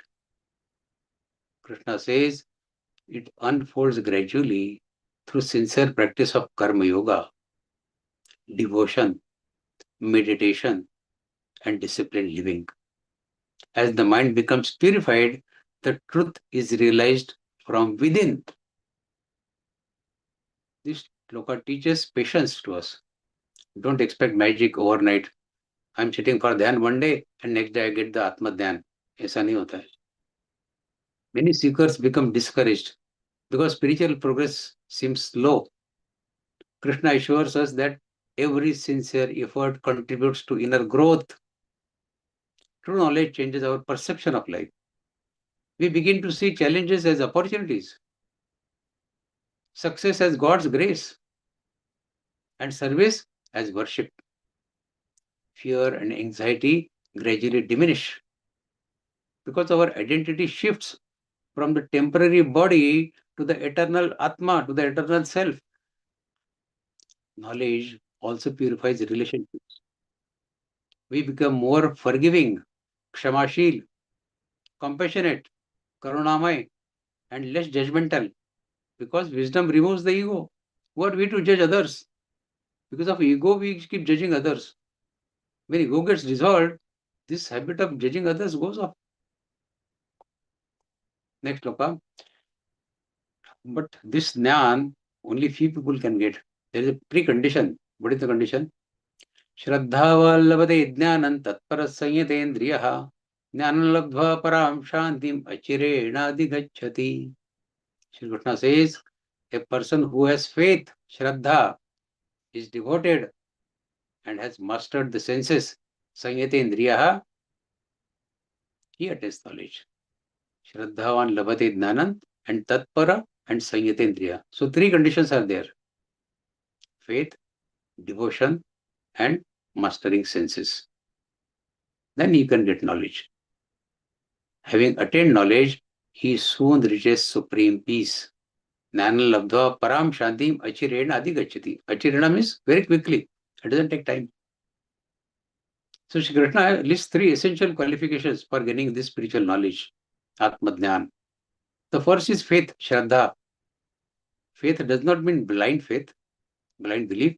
It means openness of mind to accept, trust in what Krishna has said in Geeta, and willingness to learn from scriptures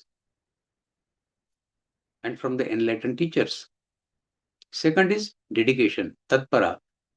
Casual interest rarely produces deep understanding. Consistent study and practice are essential. You should be tatpara. And third is self-control, sanyatendriya. A restless mind distracted by endless desires in mind cannot absorb spiritual wisdom. How is it possible? Mind is already occupied with kamanas. It has no place to absorb knowledge. Discipline creates the inner stillness necessary for realization. When these qualities come together, knowledge naturally arises. The reward is not merely intellectual understanding, but the inner peace. And that inner peace comes achirena adhigacchati. Very fast, very quick. This peace does not depend on wealth or health or favorable circumstances. It arises from knowing one's true knowledge, one's true self. A student preparing for a competitive examination trusts his teachers, studies regularly every day, avoids unnecessary distractions, and remains disciplined. Eventually, he succeeds. Similarly, spiritual success also requires faith, dedication, and self-control. What is applicable in our material life, same rules apply in spiritual life also. Next shloka. Ashraddhadanascha samshayatma vinashyati nayan lokosti na paro na sukham samshayatmanaha. God says, the ignorant, the faithless, ashraddhadana, and doubting person, samshayatma, they perish, vinashyati. Such a person finds neither happiness in this world nor in the next. Nayan lokosti na paro na sukham samshayatmanaha. So ashraddhadana is one without faith. Samshayatma, one who is consumed by doubt all the time. Vinashyati, he perishes. Shri Krishna warns against paralyzing doubt. Honest questioning is healthy, is most welcome. And it's encouraging Gita also. Arjuna has asked so many questions. Krishna has been encouraging Arjuna asking questions. However, constant skepticism that refuses to accept any guidance, it prevents the learning. A doubtful mind, it remains indecisive all the time. Such a person neither commits fully to worldly responsibilities nor sincerely follows the spiritual path. He is in doubt in material world as well as in spiritual path. Krishna saying Gita is the same Krishna who was playing in Vrindavan. He is Samshayatma. Such foolish questions people ask. Faith and reason should work together. Blind belief is dangerous, yes. But endless suspicion is equally harmful. Now we are seeing that what is happening in Ram Janmabhoomi. Few people have pocketed the cash and people are doing endless suspicion on Rishitulya people, on God-like people. Samshayatma. They will vinashyati, they will perish. A balanced mind asks questions, reflects deeply, and once convinced, moves forward without hesitation. Next shloka.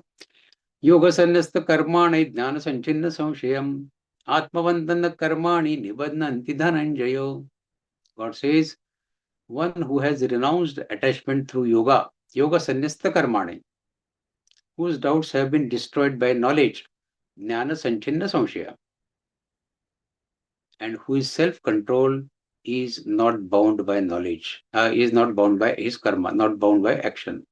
Atmavantana karmani nibadnanti dhananjaya. So Shri Krishna summarizes the essence of karma yoga in this shloka. Freedom is not achieved by abandoning the karma, but by abandoning the ego and attachment.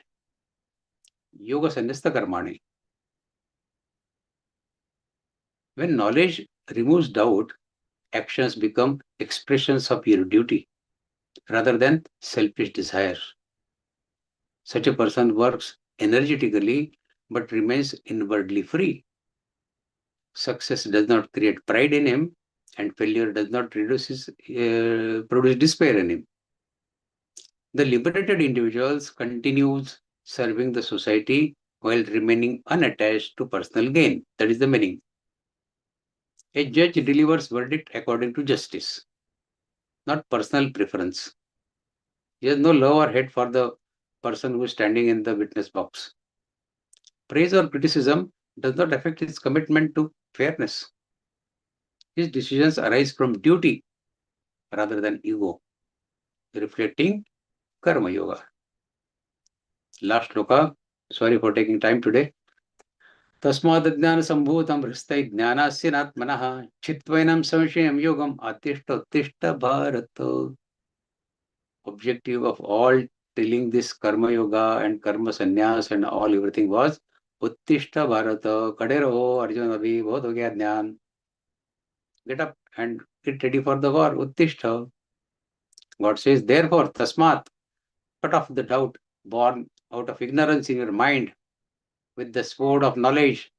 Jnana sinatmanaha. Jnana is talwar. With that, cut down the doubts in your mind which have arisen because of ignorance in your mind. Establish yourself in yoga and arise. Uttishta, Arjuna. So this powerful concluding shloka of this chapter, this adhyay, is a call to action. Jnana is not only to be heard, it is to be brought into practice.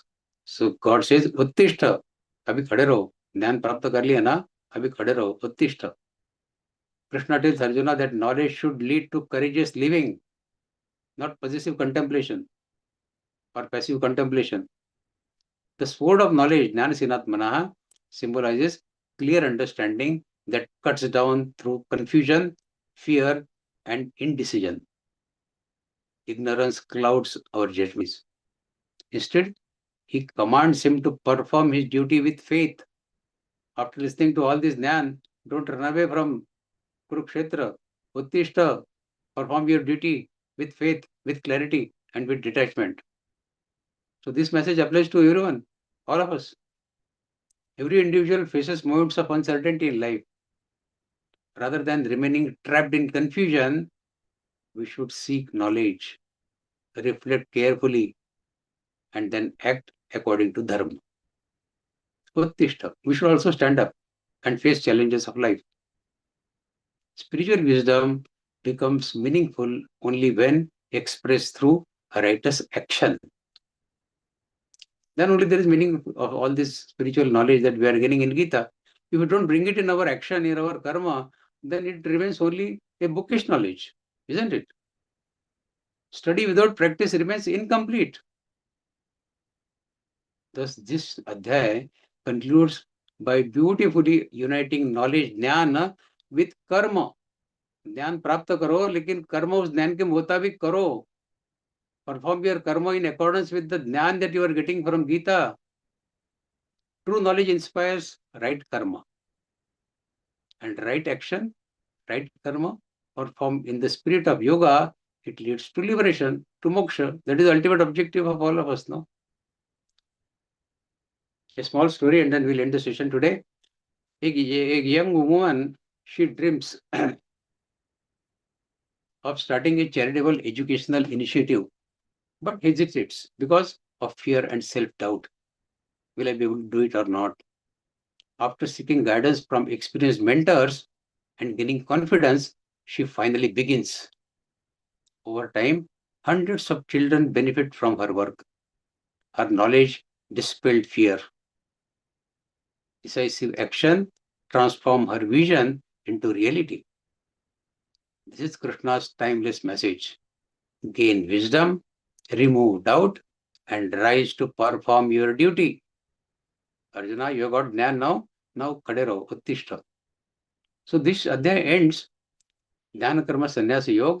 This teaches us that true knowledge combined with selfless action, nishkam karma, it purifies the heart, removes ignorance, ajnan, and leads the devotee towards lasting peace and moksha, liberation.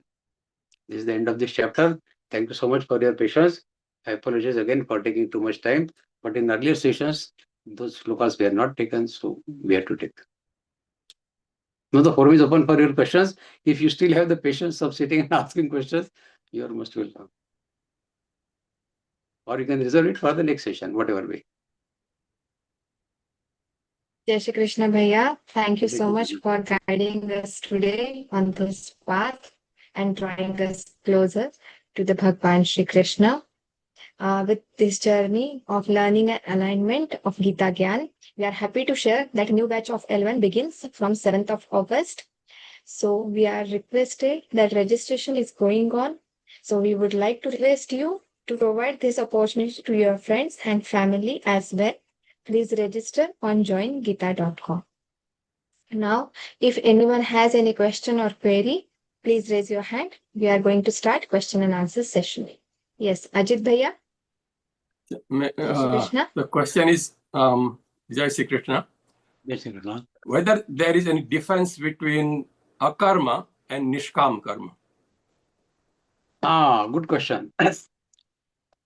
Akarma has, as I said, it is void of kartrutva bhiman and expectation of return and reward. So that is akarma, that does not put you under bondage. Nishkam karma also has same, but it has no kamana. It has no desire for anything. So it is void of return reward expectation. So nishkam karma and akarma are the same ways. They are performing the same ways. They should be performed the same ways. If you are performing nishkam karma, you are not getting bondage. And what akarma does is the same thing. It does not put you under bondage when you are performing that karma. So Gita uses many definitions for the same concept. Nishkam karma is one, akarma is another. But basically path remains the same. Performing every karma without the sense of doership and without expectation of return and reward. You can call it nishkam or you can call it akarma. Both are practically same. Okay, another question is whether this karma include both good karma and bad karma. Yeah, karmas are of all types. Good karmas also karmas, bad karmas also karmas. Nobody can live without karma.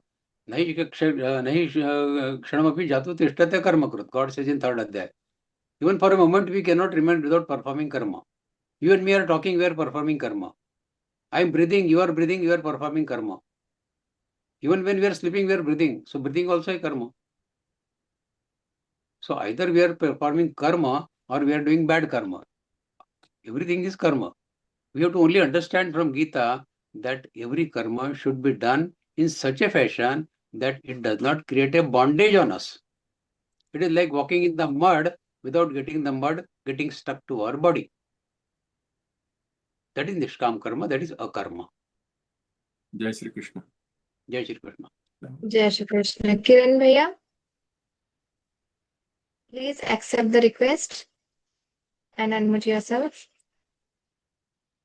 Yes, Jai Sri Krishna. Jai Shri Krishna. My question is how the prarabdha changes, the destiny changes when we perform our actions with right now I'm not with such wisdom, but knowing this transcendental knowledge, how does my prarabdha or destiny changes? Does it but when we are offering all actions to the feet of the Lord, does it really destiny does change, or whatever is bound to happen will anyway happen? That's the question. Good question. See, we cannot change the prarabdha. That means we cannot change the return reward of our past karmas, whether performed in this life or in the previous lives. We are carrying a baggage of all our karmas from past lives. So those baggage will not vanish suddenly. We will have to face the consequences of our karmas, but with this wisdom gained from Bhagavad Gita, the intensity of those sufferings will drastically drop down. Like if today somebody has to meet with an accident, he may fall from the staircase, or he may meet with an accident with the motor car and get killed also probably. Accident has happened, but the severity of consequence has reduced. So same way it can happen with our karma. The consequences will drastically reduce, or our way of looking at the karma phala, the result that we get, the prarabdha that we get, will get changed because of this wisdom that we gain from Gita. Earlier we were thinking that why God is punishing me. Now we get the wisdom that it is the reward of my own past karmas. I am getting punishment because of my own deeds. The lesson is we should perform current karma, present karmas in such a way that at least our future is secured. We cannot change our past, but we can definitely secure our future with the karmas that we are doing in present. That is the teaching of Bhagavad Gita. You cannot change your past. Gita doesn't say that I will make you karma free. You will have to face karma phala. Otherwise, all saints who are performing good karmas, they would not have faced all kinds of problems that they are facing in day-to-day life. They have to face the karma phala of their past actions. But they start looking at it differently now. Every suffering that we make in life, we suffer in life, is like clearing our balance sheet, our past karmas. We are getting free from all the previous bondages. So it is a cleansing effect. We are getting cleaned, more and more cleaned with every suffering that we do. So we should look at every suffering in life as an opportunity to get cleansed of our past karmas, so that at the end of life, we are getting totally karma bondage free. And that is the qualification for getting moksha. That is the qualification for getting liberation. So our perspective of looking at every suffering changes drastically with this jnana, wisdom that we get from Gita. We don't complain anymore. We say, okay, I'm getting cleansed of my past activities, my past karma phalas. Okay, I'll accept it. Okay. So, is there sometimes when you are in the pathway of sadhana, right? If you're doing some sadhana, sometimes there could be grace overflowing in the form of miracles. If the miracles are also written in our destiny, or miracles are only spontaneous? Like, See, miracles do happen, but expecting miracles to happen in our life is not the spiritual goal of our life. Our life is to accept miraculous spiritual param shanti. We're not expecting any miracle in life. that God will stand in front of me, Krishna will stand in front of me and put his hand on my head. This miracle is not going to happen. But imagining Krishna standing in front of me in our meditation will happen. That we can create through meditation. Physically, it may not happen, but through meditation, we can visualize it. And we can imbibe Krishna's thought in our mind through meditation. That is possible. That is in our hands. And that is what we should do. Surely, Krishna will start sitting in our heart when we start doing meditation on him every day.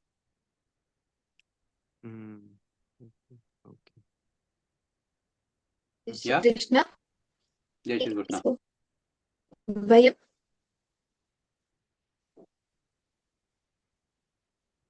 Jai Shri Krishna. Actually, I want some Please clarification. ask your question. Chapter 4, the title is Jnana Karma Sannyasa Sannyasa. Yoga. Yeah. And chapter 5 is Karma Sannyasa. chapter 5 is Jnana Sannyasa Yoga. Actually, what is the exact difference? Actually, I want to know. See, the title of this chapter is Jnana Karma Sannyasa Yoga. It does not mean you should take sannyas of jnana or you should take sannyas of karma. The meaning is through jnana you take the sannyas of karma phala and on 3 gunas. Karma yoga is described in 2nd adhyaya, in 3rd adhyaya, in 4th adhyaya, and in 5th adhyaya also. Similarly, 3 gunas of prakriti, sattva, rajatamo are also described in 14th adhyaya, gunatraya vibhaga yoga, in 17th adhyaya, shraddhatraya vibhaga yoga, and also in 18th adhyaya. So great emphasis is put in Gita on karma and guna. In 5th adhyaya also we will discuss karma only.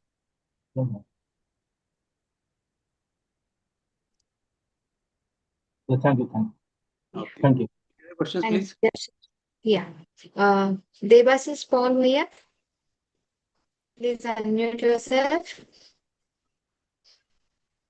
Jai Shri Krishna, Didi. Yes. Please ask your question. Sir. Am I audible, sir? Yes. Am Please ask your question. Yes, sir, you are audible. Yes. Sir, respected sir, Yeah. the 4th Adhyay, the essence, 4th Adhyay, this Yeah, 4th Jnana adhyaya, Karma Sannyasa Yoga, yeah. essence of this Adhyay is it true knowledge with selfless spiritual action? Is it? Yes. Gain knowledge and transform that knowledge into spiritual action without creating bondage on you. That is the message of this adhyaya. Get knowledge, but don't sit with that knowledge. Uttishta. That's why in last sloka, God says, Uttishta, khade raho abhi. You have got knowledge, but don't remain actionless with that knowledge. Put that knowledge in your action now. That is the summary of this adhyaya in one sentence. Then, sir, for sloka number 16, action, inaction, and action, inaction, or inaction in action. Even intelligent persons are puzzled with this. That's why I took some time to explain as to how to do action in inaction. I don't say inaction. I say karma in akarma and how to do akarma in karma. See, in one simple sentence, the message is every karma we should do as a karma. That should be our daily habit now, to perform every karma as a karma. That is the main, that is the heart of that sentence of performing karma as a karma and a karma as karma. So performing karma as a karma should be our style of performing karma. Then, sir, every karma that, what is the truth? What is the truth behind akarma? Truth behind akarma is this only, that akarma does not put you under bondage. That is the truth of akarma. So it changes a karma into a akarma which will lead you on the path of moksha. Otherwise, the same karma will put you under bondage. But gaining this knowledge, the same karma can become a karma, and the same karma will lead you on the path of moksha. That is the truth of akarma. Sir, in sloka number 19, number 19, free from all desires and sankalpa, that is through sankalpa, through Kama sankalpa varjita. then the parents, that is mother, father, do their duties towards to the children selflessly. Yes. Yes, Selflessly. selflessly, sincerely, honestly. Honestly, without having a kamana. Yes, without or a having. sankalpa Yes. that I am taking care of my children. When I grow old, my children will help me. They will take care of me. Don't keep this kamana in your mind. Yes, sir. That is Not, kama sankalpa varjita. not for Similarly, future desires. free from desires. Similarly, the children should not take care of their parents with a kamana that they will write their property in my name, so I am doing their seva. Okay, sir. Devoid of this, getting devoid of this is kama sankalpa varjitaha. Performing every action without any kamana. That is kama sankalpa varjitaha. Then, sir, I am not embarrassed with the success or failure or joy and grief. Then what type of feelings is it in my mind? Very good, very good. See, this everywhere Gita says that you should remain balanced. Don't start jumping in joy when you get success, and don't start shedding tears when you face failure in life. Now, just listen. Now, this particular condition of mind is to be prepared by us before we start the karma. Not after the karma phala has been achieved by us. Because when the karma phala is already achieved, every Tom, Dick, Harry knows whether it is good or bad, whether it is happy or sad, whether it is favorable or unfavorable. Only a person who is insane will not understand whether it is favorable or unfavorable.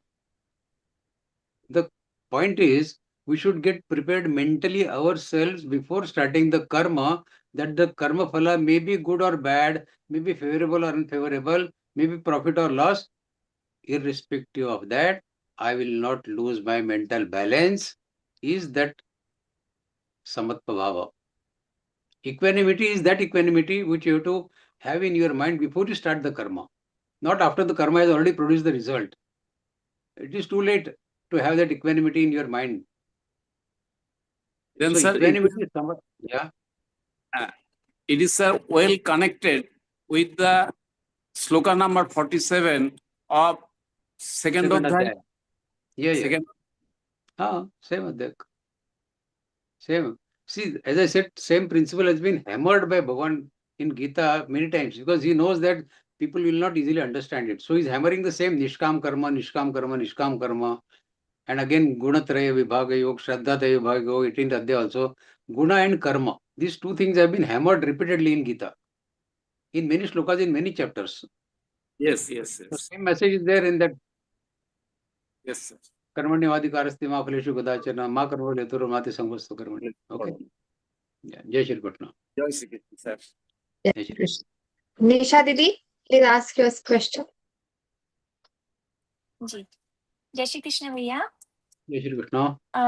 Beautiful session. Bhaiya, I have a question about differentiation between karma and so, for example, if we say that Krishna is a doer, or Lord, whomever the Supreme Lord is the doer, right? For all, and we are just a medium of how the things are getting done. And at the same time, when we say that we are surrendering our karma to Krishna, is there any difference between these two terms? In which two terms? So when I say Krishna is a doer, and the other side, I'm saying that I am surrendering my work to Krishna. Krishna is not a doer. Krishna is not a doer. He creates the universe, but he never claims the doership of it. In many slokas of Gita, he has said this, that it doesn't happen through me. I create this chaturvarna maya sushtang guna karma vibhagasha Tasya kartarabhimam vidya kartarmavayam. I am a karta. It gets created from me, but I am still a karta. So despite creating this Chaturvarna system, despite creating this universe, God says, I am a karta. That is the rule So which when we we should follow. so when we say that I am not a doer, what does that mean then? That means everything happens according to the laws of Prakriti. Nobody Okay. is the doer. Okay. Prakriti is the doer. Prakriti does it. When it is done through us, we think I am doing it. Right. But we learn in it in that there are 5 factors responsible any karma to happen. Adhishthānam tatha karta karnaiche prathak vidham. Vividashtabdak cheshta daivai chaivatra panchamam. Daiva is also important. So 5 factors, they combine together and then the karma can fructify. So nobody is Okay. a single doer. 5 factors are Okay. responsible. Okay. Okay. So if we are surrendering our whatever is happening throughout the day in Krishna's lotus feet, then is that comes under the akarma? Surrendering it merely by saying that Sri Krishna Arpanamastu does not convert your karma into akarma. While you are performing that karma, if you are doing it without attachment, then that is akarma. Right. Then Krishna will accept it. Okay. If you are doing karma Okay. as a sakam karma, and then at the end of the day you say Sri Krishna Arpanamastu, Krishna will say your karma has the scratches of your attachment. How can I attach your Right. karma with scratches on it or the greed on Got it? it. Isn't it? Got So our it. karma should be Got it. like that, which is clear for Shri Krishna to accept it. When we go for marriage function to somebody, suppose you give him some cooker or utensils as a present in the marriage. If it has scratches Right. on it, will it be good to offer something having scratches? See, if Right. our Right. karma has the Right. scratches of attachment on it, God will not accept it. Isn't it? Right. So before we say Right. Krishna Arpanamastu, we should perform our karma in that fashion and then say Krishna Arpanamastu. Got it. Got it. Yeah. Got it. Thank you so much, Vaidya. Jai Shri Krishna. Yes, you go. Panduran Bhaiya, please Sir, I ask am your very question. grateful for your excellent narration. I have a question. If Atma is not responsible for doing the karma, and karmas are done by body, mind, chitta. Yeah, body, mind, and intellect. Three things do the karma. So, in one birth, if body is doing the karma, body and intellect they are doing the karma, and subsequent birth, in subsequent birth, Atma gets another body. So how that karma is carried forward? Because Atma is not responsible for the karma. No? Yes, yes. It is not responsible, but normally when body is different, so how that karma is carried forward? I get your question. You must say you are saying that the body should get punished. Why the Atma is getting punished, isn't it? Yeah. See, the reason is, though Atma is not contributing to performance of karma, but he gets so much attached to his body. Today, if we are asked a question, who are you? I will say, I am so and so. This body is me. We don't say I am the soul, isn't it? How many people will say I am the soul, I am not this body? What you are seeing me, I am not that body. You are seeing me, I am the soul inside this body. To digest this concept in our mind and to execute our karma in alliance with that thought is extremely difficult. Easier said than done. To say that I am soul and not body is very good to read, but to have it in our day-to-day behavior, in our karma, is very difficult. Unless we practice that, we cannot get rid of this. And the Atma gets bondage only because of this, that he starts feeling that I am the body, I am performing this. This attachment, that's why Gita puts great emphasis on getting detached. Getting detached is this only. Getting detached our Atma from I am body feeling. If the soul is getting detached from that I am body feeling, or I am mind feeling, or I am intellect feeling, then only you will be free from the karmas that are done by your body, mind, or intellect. But when you are saying I am body, then face the consequences. If you are saying I am not body, I am not mind, I am not intellect, and the karmas are happening because of Prakriti, I am not the doer, then only you can expect to get rid of the bondage. But so long as this feeling is there in our mind that I am the body, this bondage will continue to happen. That's why the best way is let the karma performed by body, mind, or intellect. Don't claim the doership of it. Don't expect return reward of it. This is practically possible. Dan dharma kariye, but don't let anyone know that you have done this. And don't expect wah in your newspaper or on social media. We are in the habit of doing something and putting photos on social media. Stop it. When we stop it, earning name for the good work that we have done, or expecting appreciation from people for the good work that we have done, then our Atma will not get bondage because of that karma that we are doing. That is what Gita professes. That do your karma like an akarma and get bondage free. Sir, my another question is whether Jnana, Buddhi and wisdom are the same thing or they are different? Buddhi can accept Jnana. Jnana and wisdom are same, but Jnana, when we say Jnana, it is generally Atma Jnana. That I am the soul, not the body. That Atma Jnana is Jnana. Not knowledge. Buddhi can have Jnana, Ajnana or bad Jnana. Anything. Buddhi is receptive to anything that comes to it. Only Jnana can know. That is called, we call Vivek Buddhi. That compartment of Buddhi that we call Vivek Buddhi, it justifies, it clarifies what is good and bad. Accepting that is what is good and putting it in our day-to-day habits, day-to-day behavior is Jnana. So everything happening in our Buddhi is not Jnana. All intelligent peoples are not Jnani. A person who is having PhD, he may be intelligent. But so long as he considers himself as body, he is not Jnana, he is not having Jnana. So there is a great difference between Jnana and Buddhi.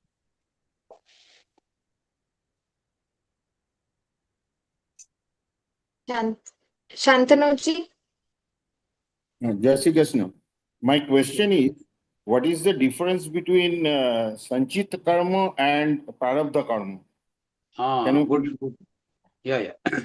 See, there are three types of karmas. Sanchit, Prarabdha and Kriyaman. Yeah. So whatever karma we do, the results come in these three categories. Sanchit, Kriyaman and Prarabdha. Sanchit is like a deposit. You do the karma and the result of that karma, it lies in a fixed deposit. When that fixed deposit will mature, you don't know. It may happen in this life, it may happen in next life or next to next life. We don't know. It is in the hands of Prakriti. So that is Sanchit. When that deposit matures from Sanchit, your deposit, and props up in front of you, we call it Prarabdha. Something we have done in the past, but result we are facing now. When we have no justification, I have done good work, why I am getting bad results of it? Prarabdha. It is a result of some previous action. It may not be having connection with our present karma, but it has propped up as a prarabdha because of our previous karma. And kriyaman is something which instantly gives you the karma phala. You do something, your phal gets there, and then you get rid of your balance sheet of karma. Kriyaman is finished. So kriyaman is instant karma phala. Prarabdha is the maturity of your sanchit, your deposit from earlier karmas. That is the difference between sanchit, kriyaman and prarabdha. Thank you. Thank you. Nirmala Didi, please unmute yourself. Yeah. Jai Shri Krishna. Jai Shri Krishna. Our prarabdha karma is continue to our only us or our children. Sanchit karma or prarabdha karma continue to our karma, we have to face the consequences. Our children will not face the consequences of our karma. Every somebody individual says in the eyes of God is older, your parents doing this, that's why you are suffering from that.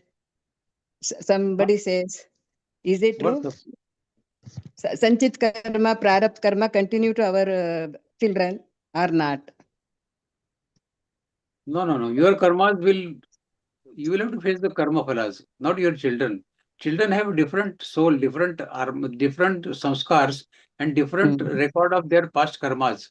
Their balance sheet is entirely different than your balance sheet of karmas. Somebody says your children have to bogat this karma in our parents doing so good. That's why we are in the peace.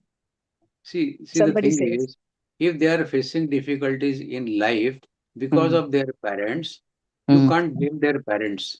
You have to blame them because of their past karmas. They have come into this family to face these miseries of life because of their past karmas, not because of the past karmas of their parents. They also have performed bad karmas. So they are facing the consequences of their bad karmas. Their prarabdha is different than your prarabdha. They have taken birth in this family only to face the miseries and face through prarabdha of their sanchit karma. Only our karmas. Our karma. Don't blame the parents for it. If they are facing the problem, it is because of their past sanchit karmas, which is coming in the form of prarabdha in front of them now. Thank you.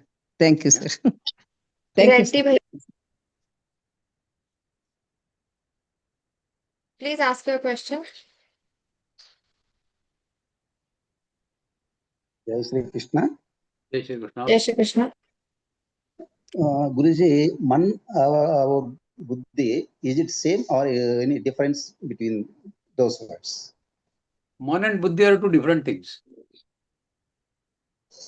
Buddhi is the topmost. See, when man is controlling our senses. Man is the boss of our senses. But man gets direction from the buddhi. The way we think, the mind works as per that buddhi. Buddhi is the guiding factor for your man. Man is the directing factor for your indriyas, your senses. So buddhi is the boss, man is under it, and indriyas are below it. And above all is our atma. Above our buddhi is our atma. So our atma, buddhi, man, senses, and our gross body. This is the link. This is the hierarchy. So man and buddhi are two different things. Thank you, sir. Okay, thank you. Any other questions, please? If anyone has any question or query, please raise your hand. Bhaiya, we don't have any question or query, so can we move forward? Prayer. So sorry again for taking so much time. Okay, Thank let you us have so the much. ending prayer. We'll say the prayer now. Yes. Now, for the prayer, I would like to invite Suryakant Sharma Bhaiya, who is from Bilaspur and joined Geeta Pariwar from 2025. He is serving, giving seva as TAGC, BC Secrets. Jai Shri Krishna Bhaiya.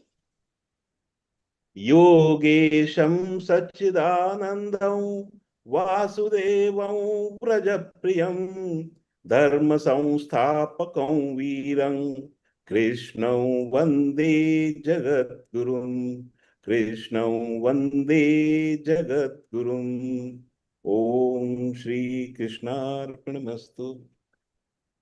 Jai Shri Krishna. Jai Shri Krishna. Thank you so much. Now, I would like to request all the sadhakas to please be connected for the Hanuman Chalisa part. Thank you. Jai Shri Krishna.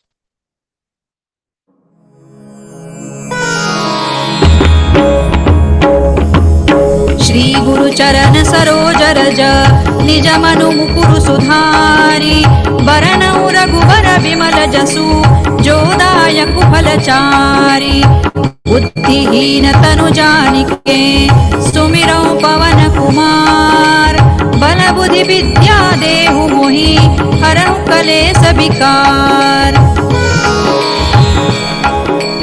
जय हनुमान ज्ञान गुण सागर जय कपीसति लोक उजागर रामदूत अतुलित बल धामा अंजनी पुत्र पवन सुत नामा महावीर विक्रम बजरंगी कुमति निवार सुमति के संगी कंचन बरन विराज सुबेसा कानन कुंडल कुंचित केसा हाथ वज्र और ध्वजा विराजे कांधे मूज जनेऊ साजे शंकर सुवन केसरी नंदन तेज प्रताप महाजगवंदन विद्यावान गुणी अति चातुर राम काज करिबे को आतुर प्रभु चरित्र सुनिबे को रसिया राम लखन सीता मन बसिया सूक्ष्म रूप धरि सियहि दिखावा विकट रूप धरि लंक जरावा भीम रूप धरि असुर संहारे रामचंद्र के काज संवारे लाय सजीवन लखन जियाए श्री रघुबीर हरषि उर लाए रघुपति कीन्ही बहुत बड़ाई तुम मम प्रिय भरतहि सम भाई सहस बदन तुम रोजस गावे अस कहि श्रीपति कंठ लगावे सनकादिक ब्रह्मादि मुनीसा नारद सारद सहित अहिसा जम कुबेर दिक्पाल जहाते कवि कोविद कहि सकै कहाते तुम उपकार सुग्रीवहि कीन्हा राम मिलाय राजपद दीन्हा तुम्हरो मंत्र विभीषण माना लंकेश्वर भय सब जग जाना जुग सहस्र जो जन पर भानु लील्यो ताहि मधुर फल जानू प्रभु मुद्रिका मेलि मुख माही जलधि लांघि गए अचरज नाही दुर्गम काज जगत के जेते सुगम अनुग्रह तुम्हरे तेते राम दुआरे तुम रखवारे होत न आज्ञा बिनु पैसारे सब सुख लहै तुम्हारी सरना तुम रक्षक काहू को डरना आपन तेज सम्हारो आपे तीनों लोक हांकते कांपे भूत पिशाच निकट नहीं आवे महावीर जब नाम सुनावे नासै रोग हरै सब पीरा जपत निरंतर हनुमत वीरा संकट ते हनुमान छुड़ावे मन क्रम वचन ध्यान जो लावे सब पर राम तपस्वी राजा तिनके काज सकल तुम साजा और मनोरथ जो कोई लावे सोई अमित जीवन फल पावे चारों जुग पर ताप तुम्हारा है पर सिद्ध जगत उजियारा साधु संत के तुम रखवारे असुर निकंदन राम दुलारे अष्ट सिद्धि नौ निधि के दाता असवर दीन जानकी माता राम रसायन तुम्हारे पासा सदा रहो रघुपति के दासा तुम्हारे भजन राम को पावे जन्म जन्म के